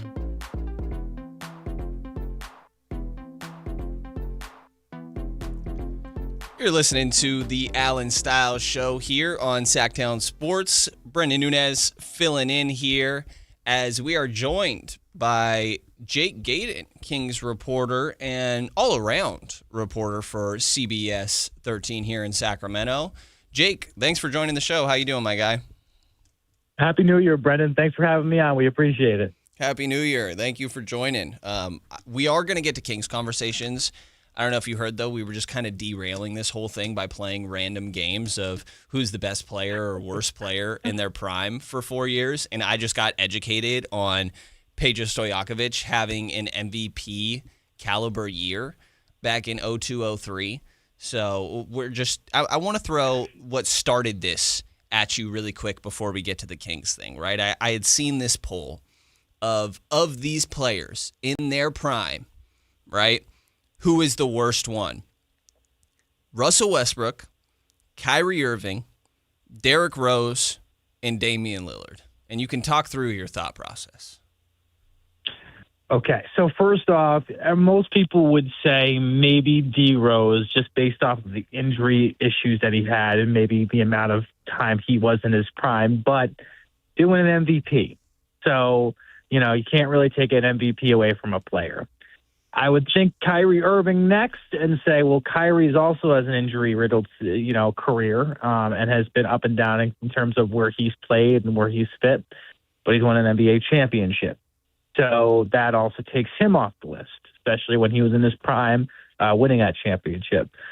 From there, it's a toss-up between Russ and Dame, but the reason I would give it to Dame as the worst player in their prime out of the list that you gave me is just simply because of the success that he's had with his team in the time that he was in Portland. Like, yes, he was the best option in Portland when he was there, but what the Trailblazers did in that time just didn't amount to anything significant compared to Russ, who quite honestly, yes, has not maybe had the success that Dame has had in terms of, NBA championships as well, but he's been on winning franchises. He's one of the best all-around guards you can find in the NBA when it comes to rebounding, assists, and points, compared to Dame being more of a points-driven guard. So if you had to ask me, Dame Lillard is the winner for me. That's fair. Anthony had the same answer. Thanks for playing along. The most random little, this is where we're at with the King season, man. You got to have fun entertaining ourselves with different things. But there are still obviously plenty of things to watch for within the Sacramento Kings season, as Jake Gaden of CBS 13 joins us. Jake, saw you there last night, obviously, as the Kings fell to the Boston Celtics. How much is that the type of game that you want to see from the Kings moving forward? Obviously, they end up blowing it in the fourth quarter, but a lot of reliance on youth, leaning into that, and I think most importantly, just actually a competitive basketball game, which hasn't been the case very often this season.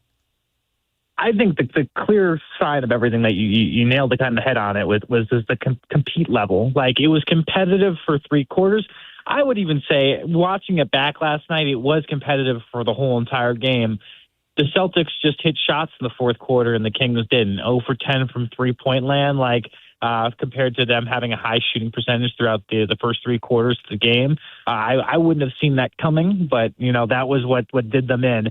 I think that's what I'm frustrated with this Kings team this year is, the compete level has probably been the most volatile thing throughout game to game of who shows up and who doesn't. Sometimes this team looks like when they lost to the Clippers a couple nights ago by 41 points, it's like, we have no interest in being here. Why are we even here? Why are we even competing? And then last night, it's like a whole different new team where it's, we're going to compete with one of the best teams in the Eastern Conference. We're going to hold Jaylen Brown to one of his worst games statistically throughout the season. Yes, he got 29 points, but I think it was 5 turnovers. He was below 50% from the field. So, he had his shots and he took them, but it didn't mean that they failed. So, when you're looking at the team right now, it's compete level. That's all I care about right now. Who wants to be here? And I think it's the Scott Perry phrase of who wants to be a volunteer and who wants to be a hostage. And I still feel like there's a couple hostages on this team, and I'm waiting for them to all become volunteers. And then you'll have a compete level that's the same night in and night out. Yeah, Jake Gaden of CBS 13 joining us. And you mentioned the volunteers, not hostages. I feel like I got to ask you, if you don't mind, who do you feel like are the hostages on this team currently? And do you feel like there's a clear path to them becoming volunteers somewhere else via trade?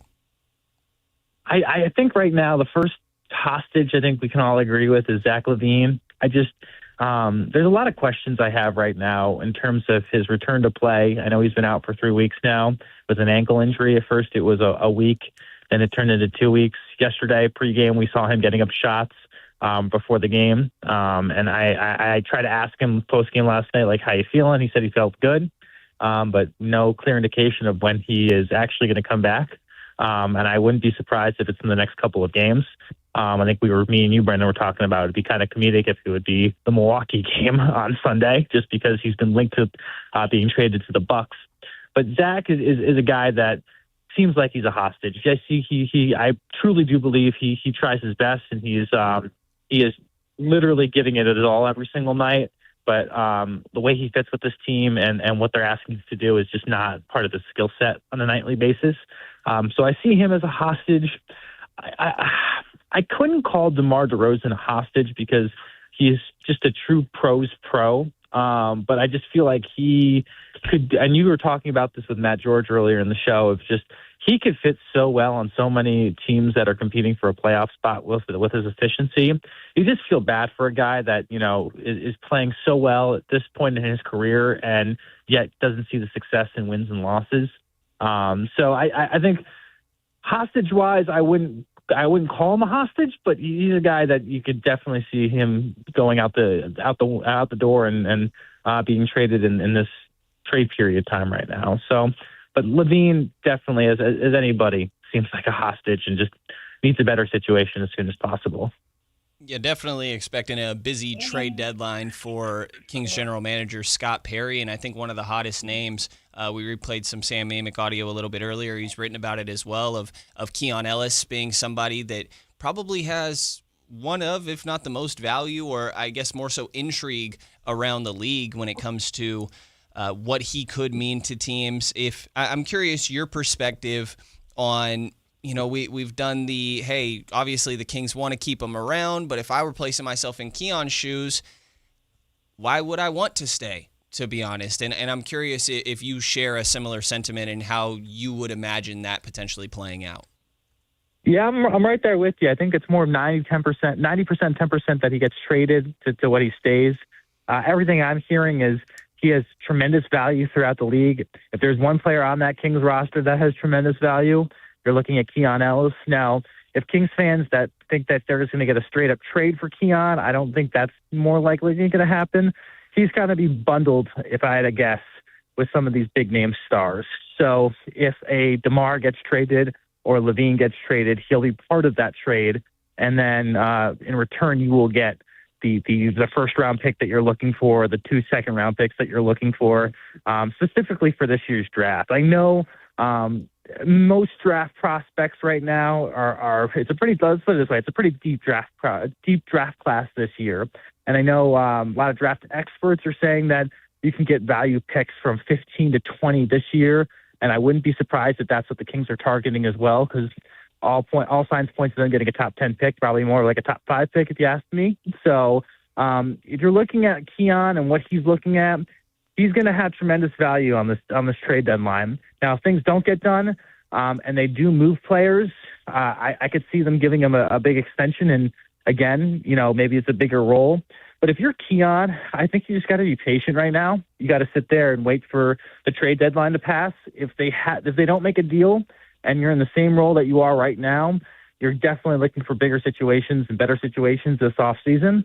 But if you're not, and you're getting significantly more playing time, 20 to 30 minutes a night, and actually showing what you can do and showcasing it each night, and then offered a bigger deal, I think there's a better chance he comes back. But right now, with Keon, you just got to be patient, right? You got to see where the chips fall, and I think he's being a true professional about it right now. I'm personally a big fan of Keon Ellis. I like the way he plays. He's a 3-and-D player. His defense is volatile, yes, but he's one of the best defenders in the NBA just because he's able to switch 1 through 4. And then when he starts hitting his shots, he's tremendous on the offensive end. So he isn't going to be your number 1, number 2, number 3 option on a nightly basis, but he's definitely a number 4, number 5 option and can start on a contending team, no question about it. I just think for him right now, he's got to be patient, got to see if he gets traded. And if he doesn't, and he's still on this team, who gets traded around him? And if they don't, we got to go from there. So he's in a wait and see period right now. Yeah, 2026 coming with the new year is the eventual trade deadline. So we will see how that all ends up playing out as we talk to Jake Gaden here of CBS 13. For anybody unaware, you spent some time in Colorado, in Denver, and covering Neat Clifford throughout his time in college, or more so high school, right? Correct me if I'm wrong there between the two. No, I'm actually high school and college. So I was not there. I was there for his high school days at Vanguard High School in Colorado Springs. I was there for his first 2 years at CU, and then I had left to come here to beautiful Sacramento for the final 2 years of eligibility when he transferred to CSU. But big fan of not only Neek, but his whole entire family. They're just a great group of people and just raised a really great young man. And Neek is someone I think Kings fans, when he gets his opportunity, he will shine. And I think it's interesting you bring him up. Neek is a guy that always has taken a couple years to transition to the next phase of his life, if that makes any sense. So in high school, he wasn't a standout star his freshman year, neither his sophomore year. It wasn't until his junior and senior year, and specifically his senior year, where he finally had a really big coming out party of, hey, I can play at this level, and I'm one of the best prospects, not just in Colorado, but on the West Coast. And that's why CU was recruiting him. And then when you look at his college career, he struggled at Colorado for the first 2 years. A lot had to do with the coaching staff he was with. Tad Boyle at CU, I think, will admit that he misused Neek and how he was wanting to use him on a nightly basis. But when he got to CSU, he started to flourish. And I think it's a confidence thing with Neek of being able to know what my value is, what my role is. And he's the type of guy that I think if you give him the time to develop, especially next year and the year after that, he can turn into a solid rotational player within the NBA.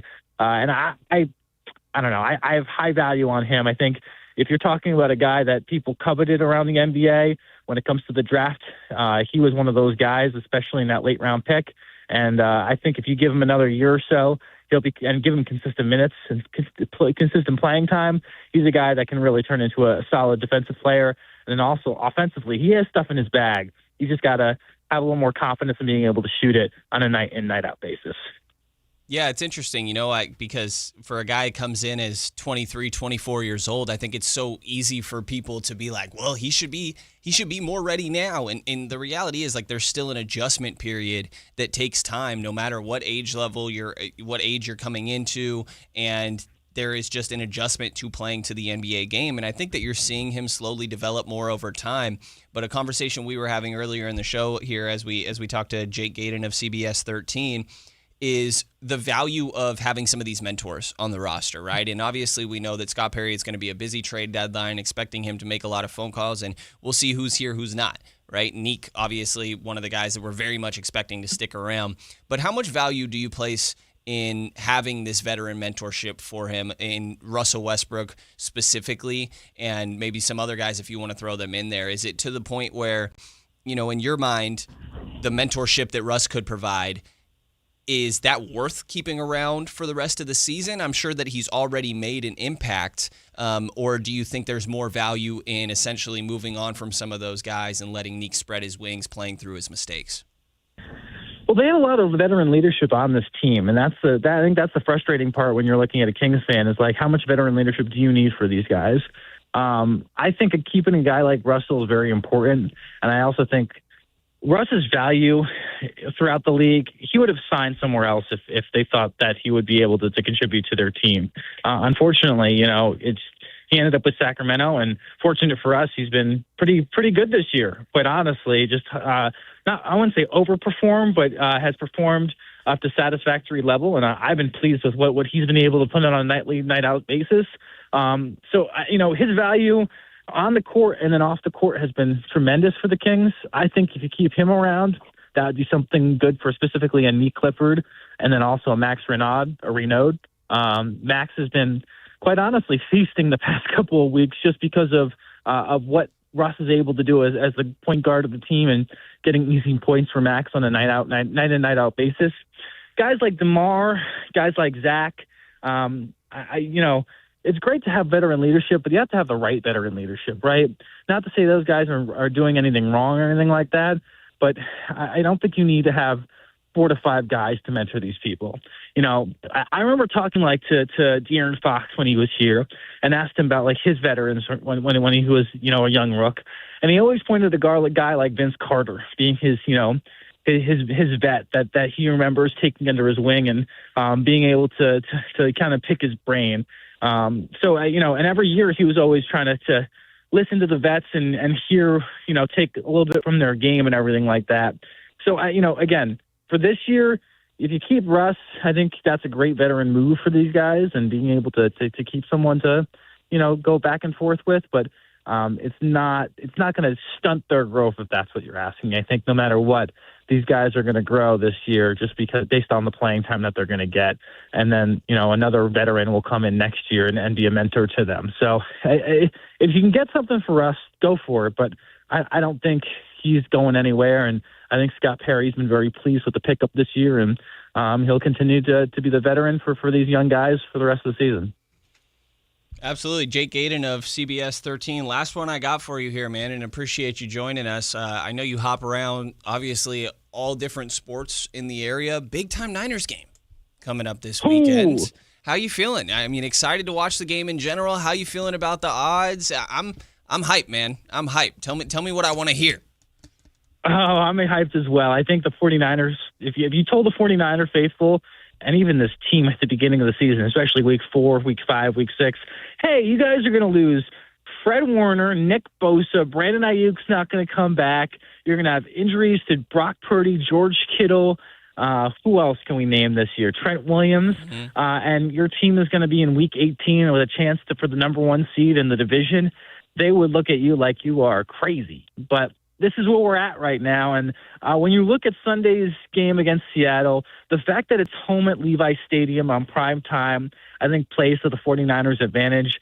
From everything I've been hearing today, Trent Williams was most likely not going to play at left tackle. But the good news is Trent has not been practicing basically every Wednesday of the season. So Austin Pleasance, who came in as left tackle last week against Chicago, did a fine job. And I wouldn't expect a massive drop-off once again this week. Pleasance knows the offense. He's come in and practiced every Wednesday, and I think he's a guy that can be a good stopgate for the final 2 weeks of the regular season. And if you get the win, it gives you another week for Trent to kind of rest up and be ready to go for the playoffs. George Kittle expected to play, even though he's questionable. Same thing with Ricky Pearsall. And, I got to say, Brock Purdy has been playing at an elite level right now. I don't think it's going to fall off this final week. I know it's a divisional round game, and, the division opponents usually know your team much better than most other opponents in the NFL. I lean to the 49ers based off of 2 factors. One, the way that Brock Purdy's playing, the way that Kyle Shanahan is coaching. And I still don't believe in Seattle's time to win the big time game. I know they won against LA, and you'll be like, Jake, they beat the Rams 2 weeks ago on the final play. I'm just not convinced that Seattle's got it yet. I just don't have it convinced yet. Now, Mike McDaniel and that defense is pretty dang good. But I think the Niners take it on Saturday night, win the number 1 seed, and get that first round bye, which is just a wild concept to think about. I still think, though, if you're asking me a score prediction, low scoring game, Brendan, I think this is going to be like a 21-18 game. A lot of defense. And it's going to be an interesting game nonetheless. Well, I love it. I would be glad to hear it, and you guys can be sure to hear all of Jake's great work. Jake Gaden at CBS 13. Appreciate you hopping on, man, and Happy New Year. Happy New Year too, my man. Hopefully we get a couple more beams this year. That would be, somewhat wonderful. Well, only a couple. Only a couple. Only a couple. We're still tanking, right? We're still tanking for the number 1 pick. Yeah, so, yeah. That's Darren Peterson, all aboard. Choo-choo, Yeah. Have a good one, man. I appreciate you. Thanks, buddy. That was Jake Gaden, good friend. Appreciate Jake hopping on. And, I figured we probably should talk a little bit of Niners at some point. I planned on talking more Niners throughout the course of this, but got a little distracted by just deciding the most random player Kings things ever and getting educated on Peja Stojakovic just being absolutely disgusting for one season, and I had no clue. So appreciate Jake hopping on. A defensive battle would be a pretty wild outcome. That is my biggest fear. Yeah. Currently is a defensive battle, because I don't think that the Niners win a defensive battle. Right. I'm hoping Seattle beats themselves on offense. Like, sometimes Sam Darnold looks like he's allergic to getting the ball into the end zone, which could really play into our favor. I had a joke answer for the score yesterday that we were going to win by like 43, and they were only going to score 12 points, and they're all going to be field goals. I don't think that's going to happen, but if it's a defensive battle, I'm scared. So am I. So am I. I also find it so funny. I saw a picture the other day of Austin Pleasance and Jake Tonges side by side, and it's like, who would have thought that these guys are saving the Niners Those season? are our guys. It's crazy. It's crazy. And I love it. It the next man up mentality. This is where you get into Shanahan Coach of the Year. And I honestly probably, as much as I'm a Niners guy, I probably wouldn't give it to Shanahan. I feel like the drastic turnaround of some of these other teams is probably more deserving, Chicago, Ben Johnson. I probably would go that way. That's what I said too, but he's really far down on the list. Really? He's not even, I don't even think he's top 3. Okay. I also, that would probably pretty easily be, I think that's the one. I mean, you could definitely go Vrabel. He's number 1 right now, if I remember correctly in odds. And that would make sense. I mean, I don't think that you would go Liam Cohen. Just not quite on the same caliber as some of these other ones. I think that Shanahan deserves to be part of the conversation for sure. I don't know. The drastic turnaround of some of these other teams to me is almost more impressive, and I think points specifically to coaching compared to that doesn't take away from anything that Shanahan's done. I think that you've just seen this in place, right? And it is a credit to the coaching that anybody can step in and play that style. I think that, funnily enough, Kings played the Celtics last night. I think that's what you see over there, right? They can plug in Sam Hauser and Jordan Walsh and Namish Keita, and they play the same style. But it's just so jarring, I guess, seeing the turnaround that the Patriots or the Bears had that I probably lean that direction. Watching the Bears do the insane old Detroit plays. Dude, I thought the Niners were about to lose on that trick play. I thought so too, and I was in here freaking out. Yeah. I was the most terrifying. If he cut the other way, he cut inside to 3 defenders, and we stopped him. If he kept going outside, that was a touchdown, and it was the scariest thing I've ever seen in my life. That whole game was so scary. Yeah. It distracted me from the Kings game, which made me happy, but that's probably, for the better. I mainly just can't wait. I was joking with a friend. I think I was telling you in a break, but I used to always joke with a friend it makes more sense when Jimmy Garoppolo was the guy, but I remember people thinking he was pretty good early on, and me and my buddy are like, I don't know about this, and that starts to play out a little bit more. To be honest, I had the same feeling about Brock. When everybody started to jump on board with the Brock thing, I was like, I'm still not so sure. And I'm here now. We're all here. 10 TDs in 2 weeks. You're right. Everybody's here. And the final touchdown that he had to Juszczyk, dancing around guys, where you got Chris Collinsworth calling him Patrick Mahomes. That's how you know we're here. Yep. That's how you know that we're here. That's about as good as it gets. As Dave here in the chat, I'm going to cut out the first part just to save any sort of confusion. Brock, a system QB and overpaid, man. I hope that you're having a good holidays, man. You're just hating on everybody. We're stuck in 2023. Yeah, I hope that you're doing all right, man. But we will continue that conversation. Little bit of Niners. We also got a Kings game tonight, by the way. They play against the Phoenix Suns tonight, who are a team that have been fairly impressive. And can preview that one a little bit and what we've got ahead here at 6 o'clock. So Brenden Nunes and Anthony Lucas here filling in for the Allen Stiles Show here on Sactown Sports 1140. The San Francisco 49ers play on Sactown Sports 1140. Touchdown 49ers! Every Texas game on was your feeling number 1 so sports station. Don't miss the action on your local sports leader. Squeeze in getting tax help during your lunch break. Now Taxes is a TurboTax expert who does your taxes for you, while you go about your day getting real-time notifications about their progress and the most money back guaranteed. Now this is taxes. Intuit TurboTax. See guarantee details at turbotax.com/guarantees. Only available with TurboTax experts. Real-time updates only in iOS mobile app.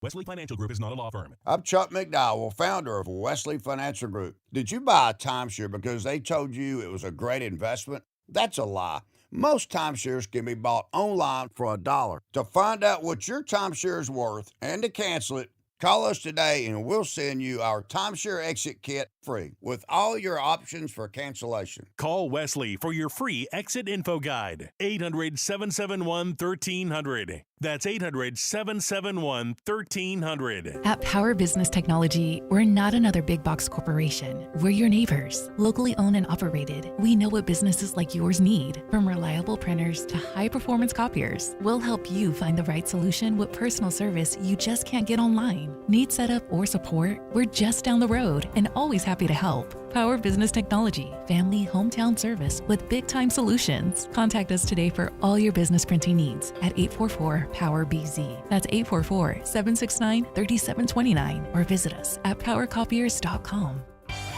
California's largest sportsman's expo is back, January 15th through 18th at Cal Expo in Sacramento. We've got more tackle.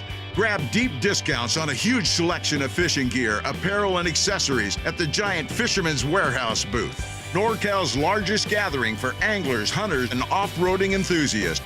Your life outdoors at the International Sportsman's Expo, January 15th through 18th at Cal Expo in Sacramento. More info at sportsexpos.com. Guys, low energy, low drive, or strength not what it used to be? For many men, it's low testosterone. At Revive Men's Health Sacramento, start with a free T-check, exam, and consultation to get real answers. And this month only, qualified patients may receive 25% off testosterone replacement therapy. Call 916-619-3000 or visit ReviveMen'sHealth.com. Terms apply. Must medically qualify.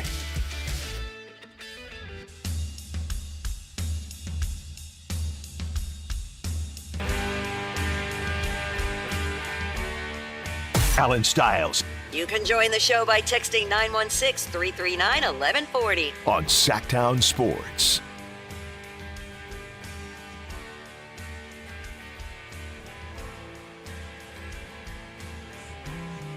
Listening to the Allen Stiles Show here on Sactown Sports. No Allen today, but myself, Brenden Nunes, filling in as we start to wrap up. We're in the last half hour here. Very quick show.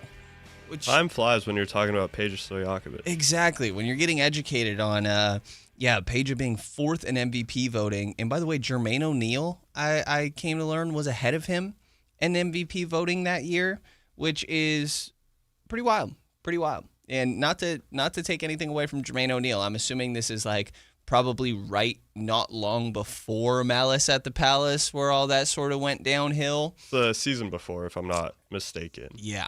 That would make sense. The guy that threw the beer at Ron Artest really ended a championship window. It's kind of crazy. Yeah. He actually, don't want to give him any credit. That's not the way we're going here. But, kind of crazy. Good little defense, butterfly effect. Maybe. Sorry. No, I'm joking. I'm joking. That's a good one, though. It's a pretty funny one. Tonight, the Kings do have a matchup against the Phoenix Suns. And I think a lot of people coming into the year, mainly I would say people that were more pro-Kings, thought that they could be in opposite situations than is the case right now. The Sacramento Kings are 8-26. The Phoenix Suns are 19-14. Not exactly world beaters, but certainly not in the dumps like the Kings are. And most people thought, well, what are the Suns going to be this year? They obviously are no longer Kevin Durant on that team, and now Dylan Brooks is over there, and Jalen Green. And Dylan Brooks, by the way, is just like having the time of his life. The way that I remember even like game 1 of the year where they played, the Kings and Phoenix played in Phoenix, Dylan Brooks taking like these midi turnaround fadeaways. I'm like, this guy's crazy right now. Like, he really gets to do whatever he wants out here.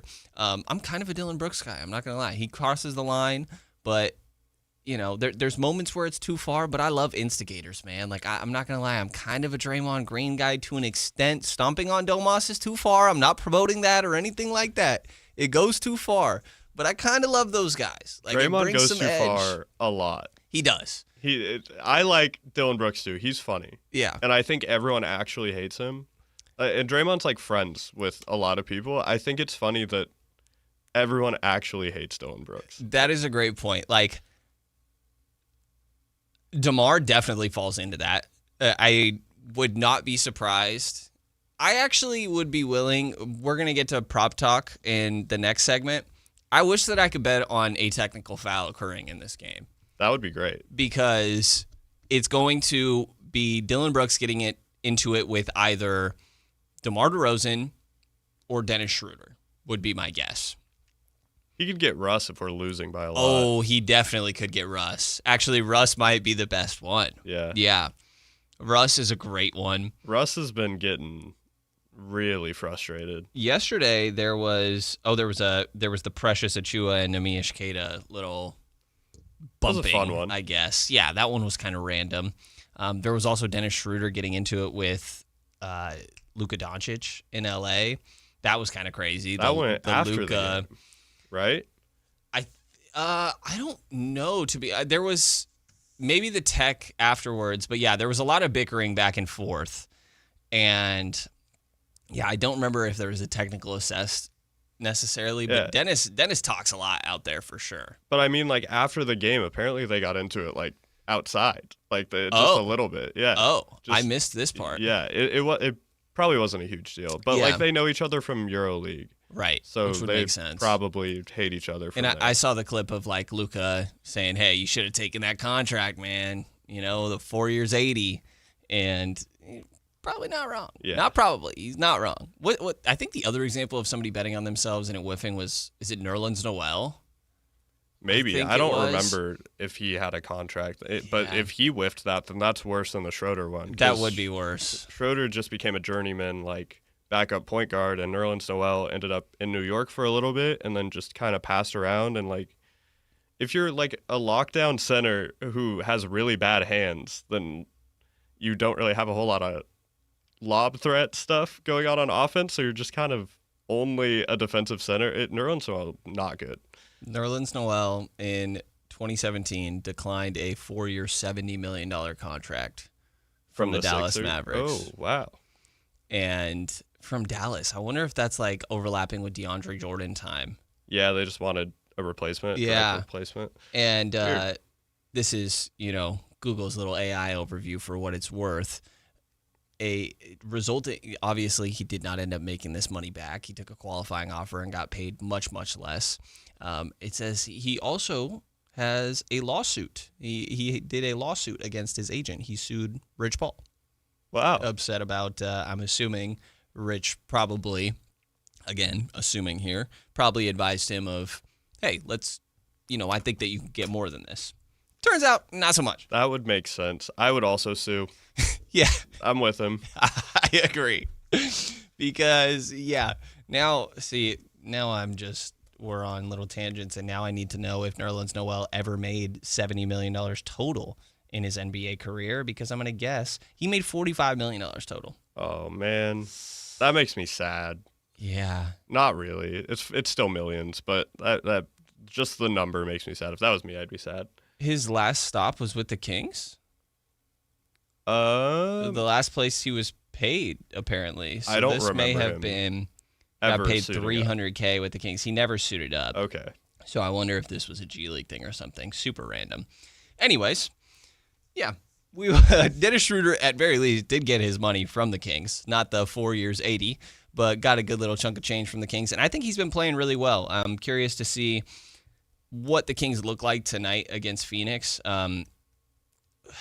I don't have much faith on them on the second nights of back-to-back, though. I feel like this is where the effort conversation comes in, right? And when they played well relatively, again, compared to the horrible basketball we saw at the beginning of the year, in those 5 games that started with the 2 consecutive matchups against the Blazers and then ended during their LA trip, it coincided with them having some practice time. And I think that you saw that with the Boston game yesterday. They got to practice the day before, and they looked pretty good against the Celtics. I'm not the most confident about how they're going to look against Phoenix tonight, but we'll see how it plays out. For what it's worth, injury report, Zach LaVine still listed as out with this left ankle sprain. It's a long time to miss with an ankle sprain. And he's kind of shooting out there. Yeah. He looks... We've seen him warming up maybe 3 games in a row now. And, yeah, like Jake Gayden shared with us. He talked to him after the game. He said he's feeling good. He looks like he's feeling good. Domantas Sabonis, been out for a long, long time now. He hasn't played a game with Keegan Murray this year. That's crazy. That is crazy. And so, I mean, from the Kings' perspective, what's the rush? Absolutely. Right? Would you rather be in Phoenix's position or would you rather be in the Kings' position? Because I think Phoenix is in that like dreaded mediocrity point. They are. They are kind of a weird one. I think the existence of Devin Booker, which might ironically be the reason that some people don't pick Phoenix, because this guy is going to make like $70 million in a couple years. Yeah. But I think he's like a legit good enough to be number one guy that I mean, he was on a I'm talking myself out of it. contending team. They were in the finals. Yeah. I think I'm talking myself out of it, though, because, like, long-term, you're right. Like, they are just in this mediocrity area to where if they were side by side with the Kings in the standings, then I would feel better about Phoenix, right? Because roster construction, I like better what Phoenix has going on. Like, I think that Grayson Allen's kind of interesting. Kobe Brea hasn't really played yet. Interesting sort of piece. I think Colin Gillespie's becoming something. I don't really care about Jalen Green. Yeah. Iguodaro does it for me a little bit. Maluach hasn't even really done much for them, which may not be a good sign. So I don't know. I mean, again, I think the existence of Devin Booker probably makes me lean that way, but when they don't own their picks is like a big thing for me. You're bad and you have questionable assets and you're not trading Devin Booker because he's about to go into that. I think he's better than Bradley Beal was when he was on the Wizards, but he's kind of teetering into that point where it's like, okay, you have this whale contract that you need to keep and no one's ever going to take that until obviously Phoenix took it from the Wizards. Booker's great. I don't mean to compare them in terms of players, but they're really handcuffing themselves to mediocrity. Maybe they could get something back from Dylan Brooks. That's why he gets to shoot 1 million shots a game. Feels like a Marcus Morris to LA Clippers for a first thing. Yeah, no, that's a good point. I think, honestly, their pick situation had slipped my mind. And that in itself, I mean, yeah, you'd rather be the Kings. Like, pretty easily. And maybe after a Booker trade, I mean, I was going to try and do a parallel between a De'Aaron Fox trade and a Devin Booker trade. It's not the same. And they wouldn't trade for Zach LaVine. Yeah. Yeah, I wouldn't bet on that. I would think. No. I didn't think the Kings would do that either. Yeah, well, it does feel a little Kings, but, Yeah, I mean, that is probably one of the teams that you would rather be the Kings than them. Their pick is owed to Charlotte. That's right, for the Mark Williams trade. Jeez. Yeah. Jeez. Mark Williams is good. I hope he gets out of whatever hell he's in. Basketball hell. It's just bad. I like him. Yeah. He almost ended up in LA, which would have been annoying. But he would have been so good there. He would have. DeAndre Ayton's so much better than DeAndre Ayton. Yeah, especially with Luka. Like, I mean, it's exactly what Derek Lively was. Yeah. It's the same thing. Or Daniel Gafford, whatever you want to call it. What other teams would you rather are in a worse spot long term than the Kings? Like, I think it's Phoenix primarily for me. I think New Orleans, the Clippers, and New Orleans. Yeah, I think the Clippers just really bet on the wrong horse, and it didn't work out. And I don't know what they're going to try and do if they end up wanting DeMar or trying to win this season, because Kawhi is having an amazing 5 games. But they've won 6 in a row. Yeah, like they can do something, but it's the Clippers. Like I get tricked by them every season, and because they started off poorly, I'm not going to be tricked by them again. I refuse. That's a great call, because I was getting tricked by them again. And coming into the year, I'm like, man, this team's going to be pretty good. That bench unit's pretty nice, man. You can't trick me. You sent Chris Paul home. Yeah.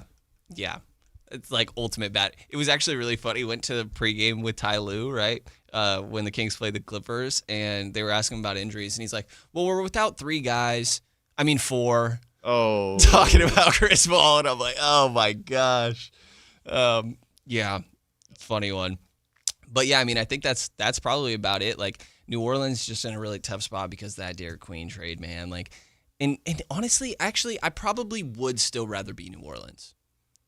I don't know. It's a toss-up. Like, Derek Queen, Jeremiah Fears are good. You still got Zion. I think that's a positive. Yeah, it depends on how much you get for Zion. Right. And Trey Murphy. Yeah, you Herb have Jones. pieces there. I might rather be New Orleans, but I don't trust them to make good moves. But I guess everyone would say that about Sacramento as well. Right. It just, not having your first-round pick this year really damages that one. I'd rather be Indiana, obviously. I'd rather be Washington. I'd rather be Brooklyn.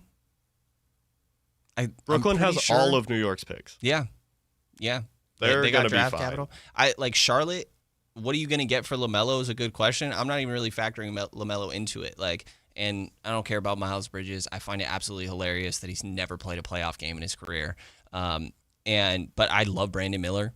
I love Con Knipple. Like, I love some of the guys they have there. Dallas, actually, maybe one you'd rather not be than the Kings. Maybe. It depends on if you have faith in Cooper Flag to do something now. Oh, true. Yeah, like I right don't know why now. I'm forgetting about Cooper. Yeah, no, I'd rather be Dallas. Yeah. Well, we'll see. And hopefully the Kings can take advantage of the team that they got in front of them that are one of the few that we think are in a better spot, that they are in a better spot than with the Phoenix Suns tonight. And on the other side, we will do a little bit of prop talk before we get out of here. Throw out just a couple things that stand out to us that could be fun to take a look at in this Suns-Kings game, and maybe some Niners-Seahawks as well. Listening to the Allen Stiles Show here on Sactown Sports. You never know what you might hear when listening to a Sacramento Kings game. Out of Keegan, going for another triple. Man, is he feeling it. Keegan, can he do it? Yes! There's number 11, Keegan Murray. Keegan steps back. He just knocked down his 12th three-pointer. The new year is upon us with promises of new beginnings and new adventures. But don't let this past year slip away without savoring the memories made with family and friends. Hi, this is Frank LaRosa with a word about Naturewood Home Furnishings. Looking forward is always exciting, but I have a lot to appreciate in this past year, revolving around time with family and more good times spent around my Naturewood dining table. Watching my grandsons enjoy birthdays and holidays was priceless and reminds me that new life is the perfect balance between yesterday and today. Greet the new year with a visit to Naturewood Home Furnishings during their annual New Year's sale going on now, including all the fine furniture and accessories in every department. How about a new style for the new year? Find that perfect piece of furniture that's new today and filled with future memories for tomorrow. The memories you make with your family will stay with you forever. Naturewood Home Furnishings off Highway 50 at Hazel. Look for the water wheel. This message comes from Viking, committed to exploring the world in comfort. Journey through the heart of Europe on an elegant Viking longship with thoughtful service, destination-focused dining, and cultural enrichment on board and on shore. With small ships that bring travelers closer to the destination, there's more time to explore. And every Viking voyage is all-inclusive, with no children and no casinos. Discover more at Viking.com. Febreze. It's a classic odor tale. You fried fish for dinner, cleaned up, but the smell is still in the house. And the neighbors are coming over for game night. They're on their way. And then you spray Febreze Air Mist. Febreze Air starts working instantly to fight even your toughest odors, so you go from fish to fresh like that. Now all you have to worry about is Pam cheating at charades. Breathe happy, Febreze, la la la la la. Coach Christie here letting you know the year-end sell-a-thon is on at Folsom Lake Ford. And with your approved credit, get 0% financing plus 0 down, plus no payments for 90 days on select new Fords. Hurry to Folsom Lake Ford today. Interest accrues from date of purchase.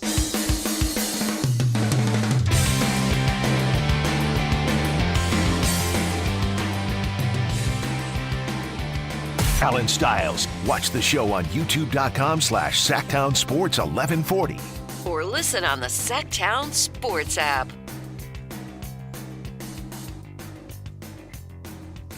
One final segment here.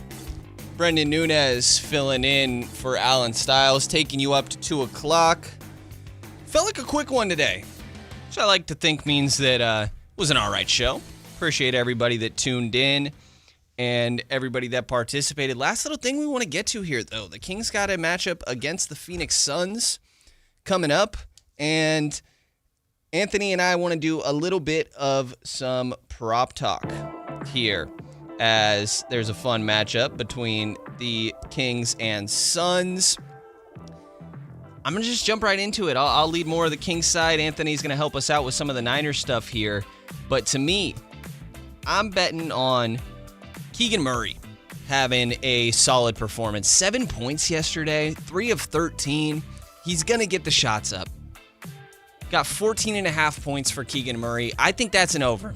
To me, that's an easy over. I'm comfortable taking that. Again, he took the shots last game. They just didn't go down.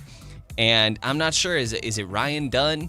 Is it Dylan Brooks that's going to be guarding Keegan? I'd bet it's Ryan Dunn. And I think that 14.5 points for Keegan's one that I feel pretty good about. I thought you said 4.5, and I was 14. Like, that is the easiest line I've ever heard in my life. Okay, 14.5. For me, I was looking at Max Reynaud over 21.5 points and rebounds. Ooh, okay. I feel like he'll get the 10 rebounds. I know that they have Mark Williams down there, which is kind of rough, but I believe in Max to get his averages while he's been starting. I like that one. Which is pretty close to a double-double, and I believe in Max, and I like to bet on something that I actually want to see, and I want to see Max do well. I also want to see Keegan do well. I like that bet too. That is fair. You know, I talked to Max a little bit after a recent game, and he's like, I'm not trying to sound cocky, but like I feel like I can get my 10 points and 10 rebounds at any point nowadays. I love with that. How much he's playing, and I agree. I think it plays right into what you were looking at there a little bit. And obviously, the one other game we want to look at a little bit is San Francisco's 49ers big matchup for the number 1 seed against the Seattle Seahawks. So, for this, we need to hope that our offense does amazing, as they have been doing. It's true. And by us, I mean the 49ers. I am looking at a line of 42.5 receiving yards for McCaffrey, and I would bet on that as a hope that happens, because I think that him getting a lot of receiving yards means that we're winning the game. I think that's a great point. And I would love for that to happen. I would also go with Brock's over passing yards. Anyone that you want to like really hitch your wagon to, I just really would want the offense to do well. I'm taking the same thing as you. Yeah, for what it's worth, Brock passing yards for what I see here is 243.5. For me, 2.5 passing touchdowns, I'm taking that. Ooh. I'm taking that. That's scary with the Seattle defense. It is. But I do like it. It is. He's gotten 3+ in each of the last 3 games. Yeah, I mean, I like the idea. He ran in 2 of them. I mean, if you could just go total touchdowns, maybe we'll feel a little bit better about this.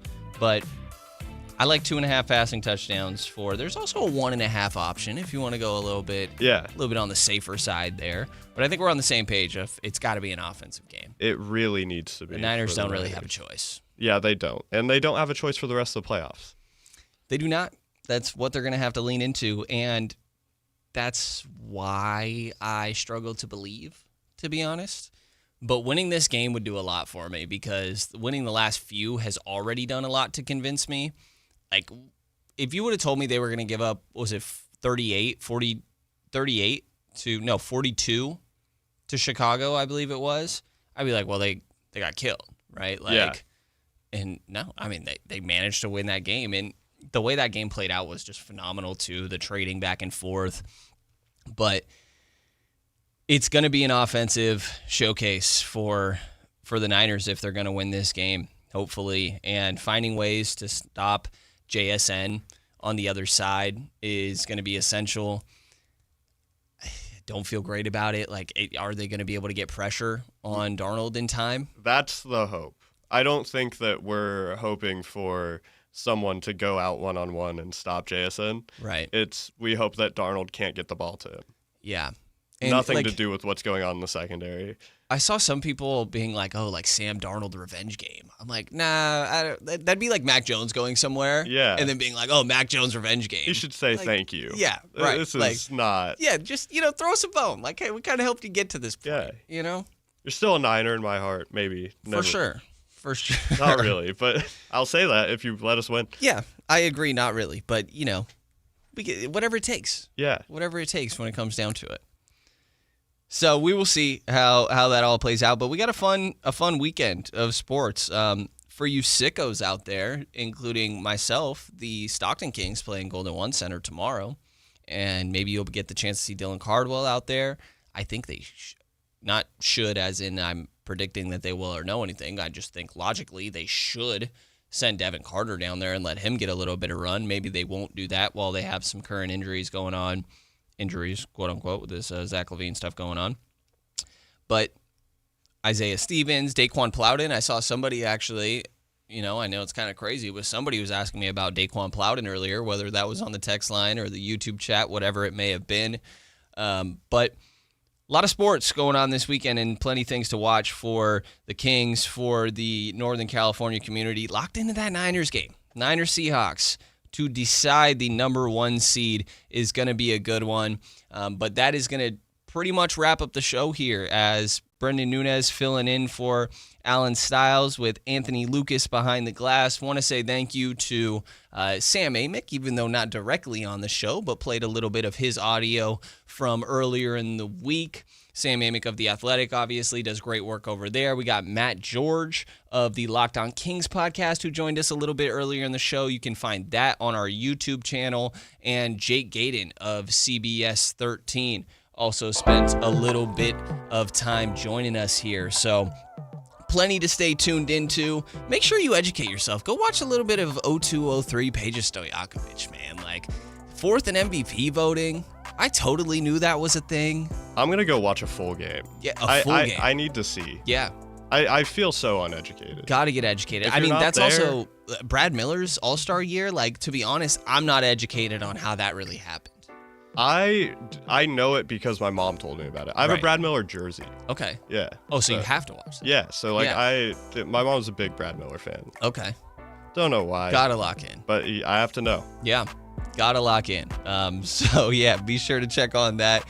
Promise we weren't saying Tyreek Evans 1 year compares to anything like that. We would never do that. Never do that. But appreciate everybody tuning in, everybody on the YouTube chat, on the audio side, text line, anybody that called in, TC, and all the usual callers. Appreciate all of you taking the time and listening to myself and Anthony here on the Allen Stiles Show here on Sactown Sports 1140. So as we got a couple fun things this weekend. Again, the Kings and Phoenix Suns, 6 o'clock tonight. You can be sure to tune in here to listen to G-Man call that game. Always does a phenomenal job. So appreciate everybody listening. Again, for myself, Brenden Nunes, and Anthony Lucas behind the glass. Thanks for listening to the Allen Stiles Show here on Sactown Sports 1140.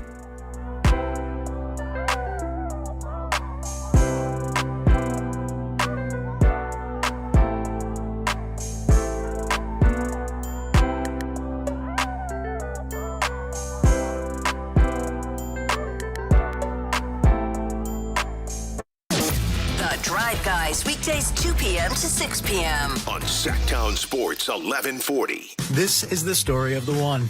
As a safety manager at a manufacturing plant, he does everything he can to keep his coworkers safe. From finding ways to reduce risks to keeping safety supplies in stock. And for that, he relies on Grainger. Grainger offers a broad range of quality products and next-day delivery, so he can always play it safe. Call 1-800-GRAINGER, click Grainger.com, or just stop by. Grainger, for the ones who get it done. Hi, this is Greg Papa. Disasters hit every day. If your home, business, or building has suffered from any disaster, Sun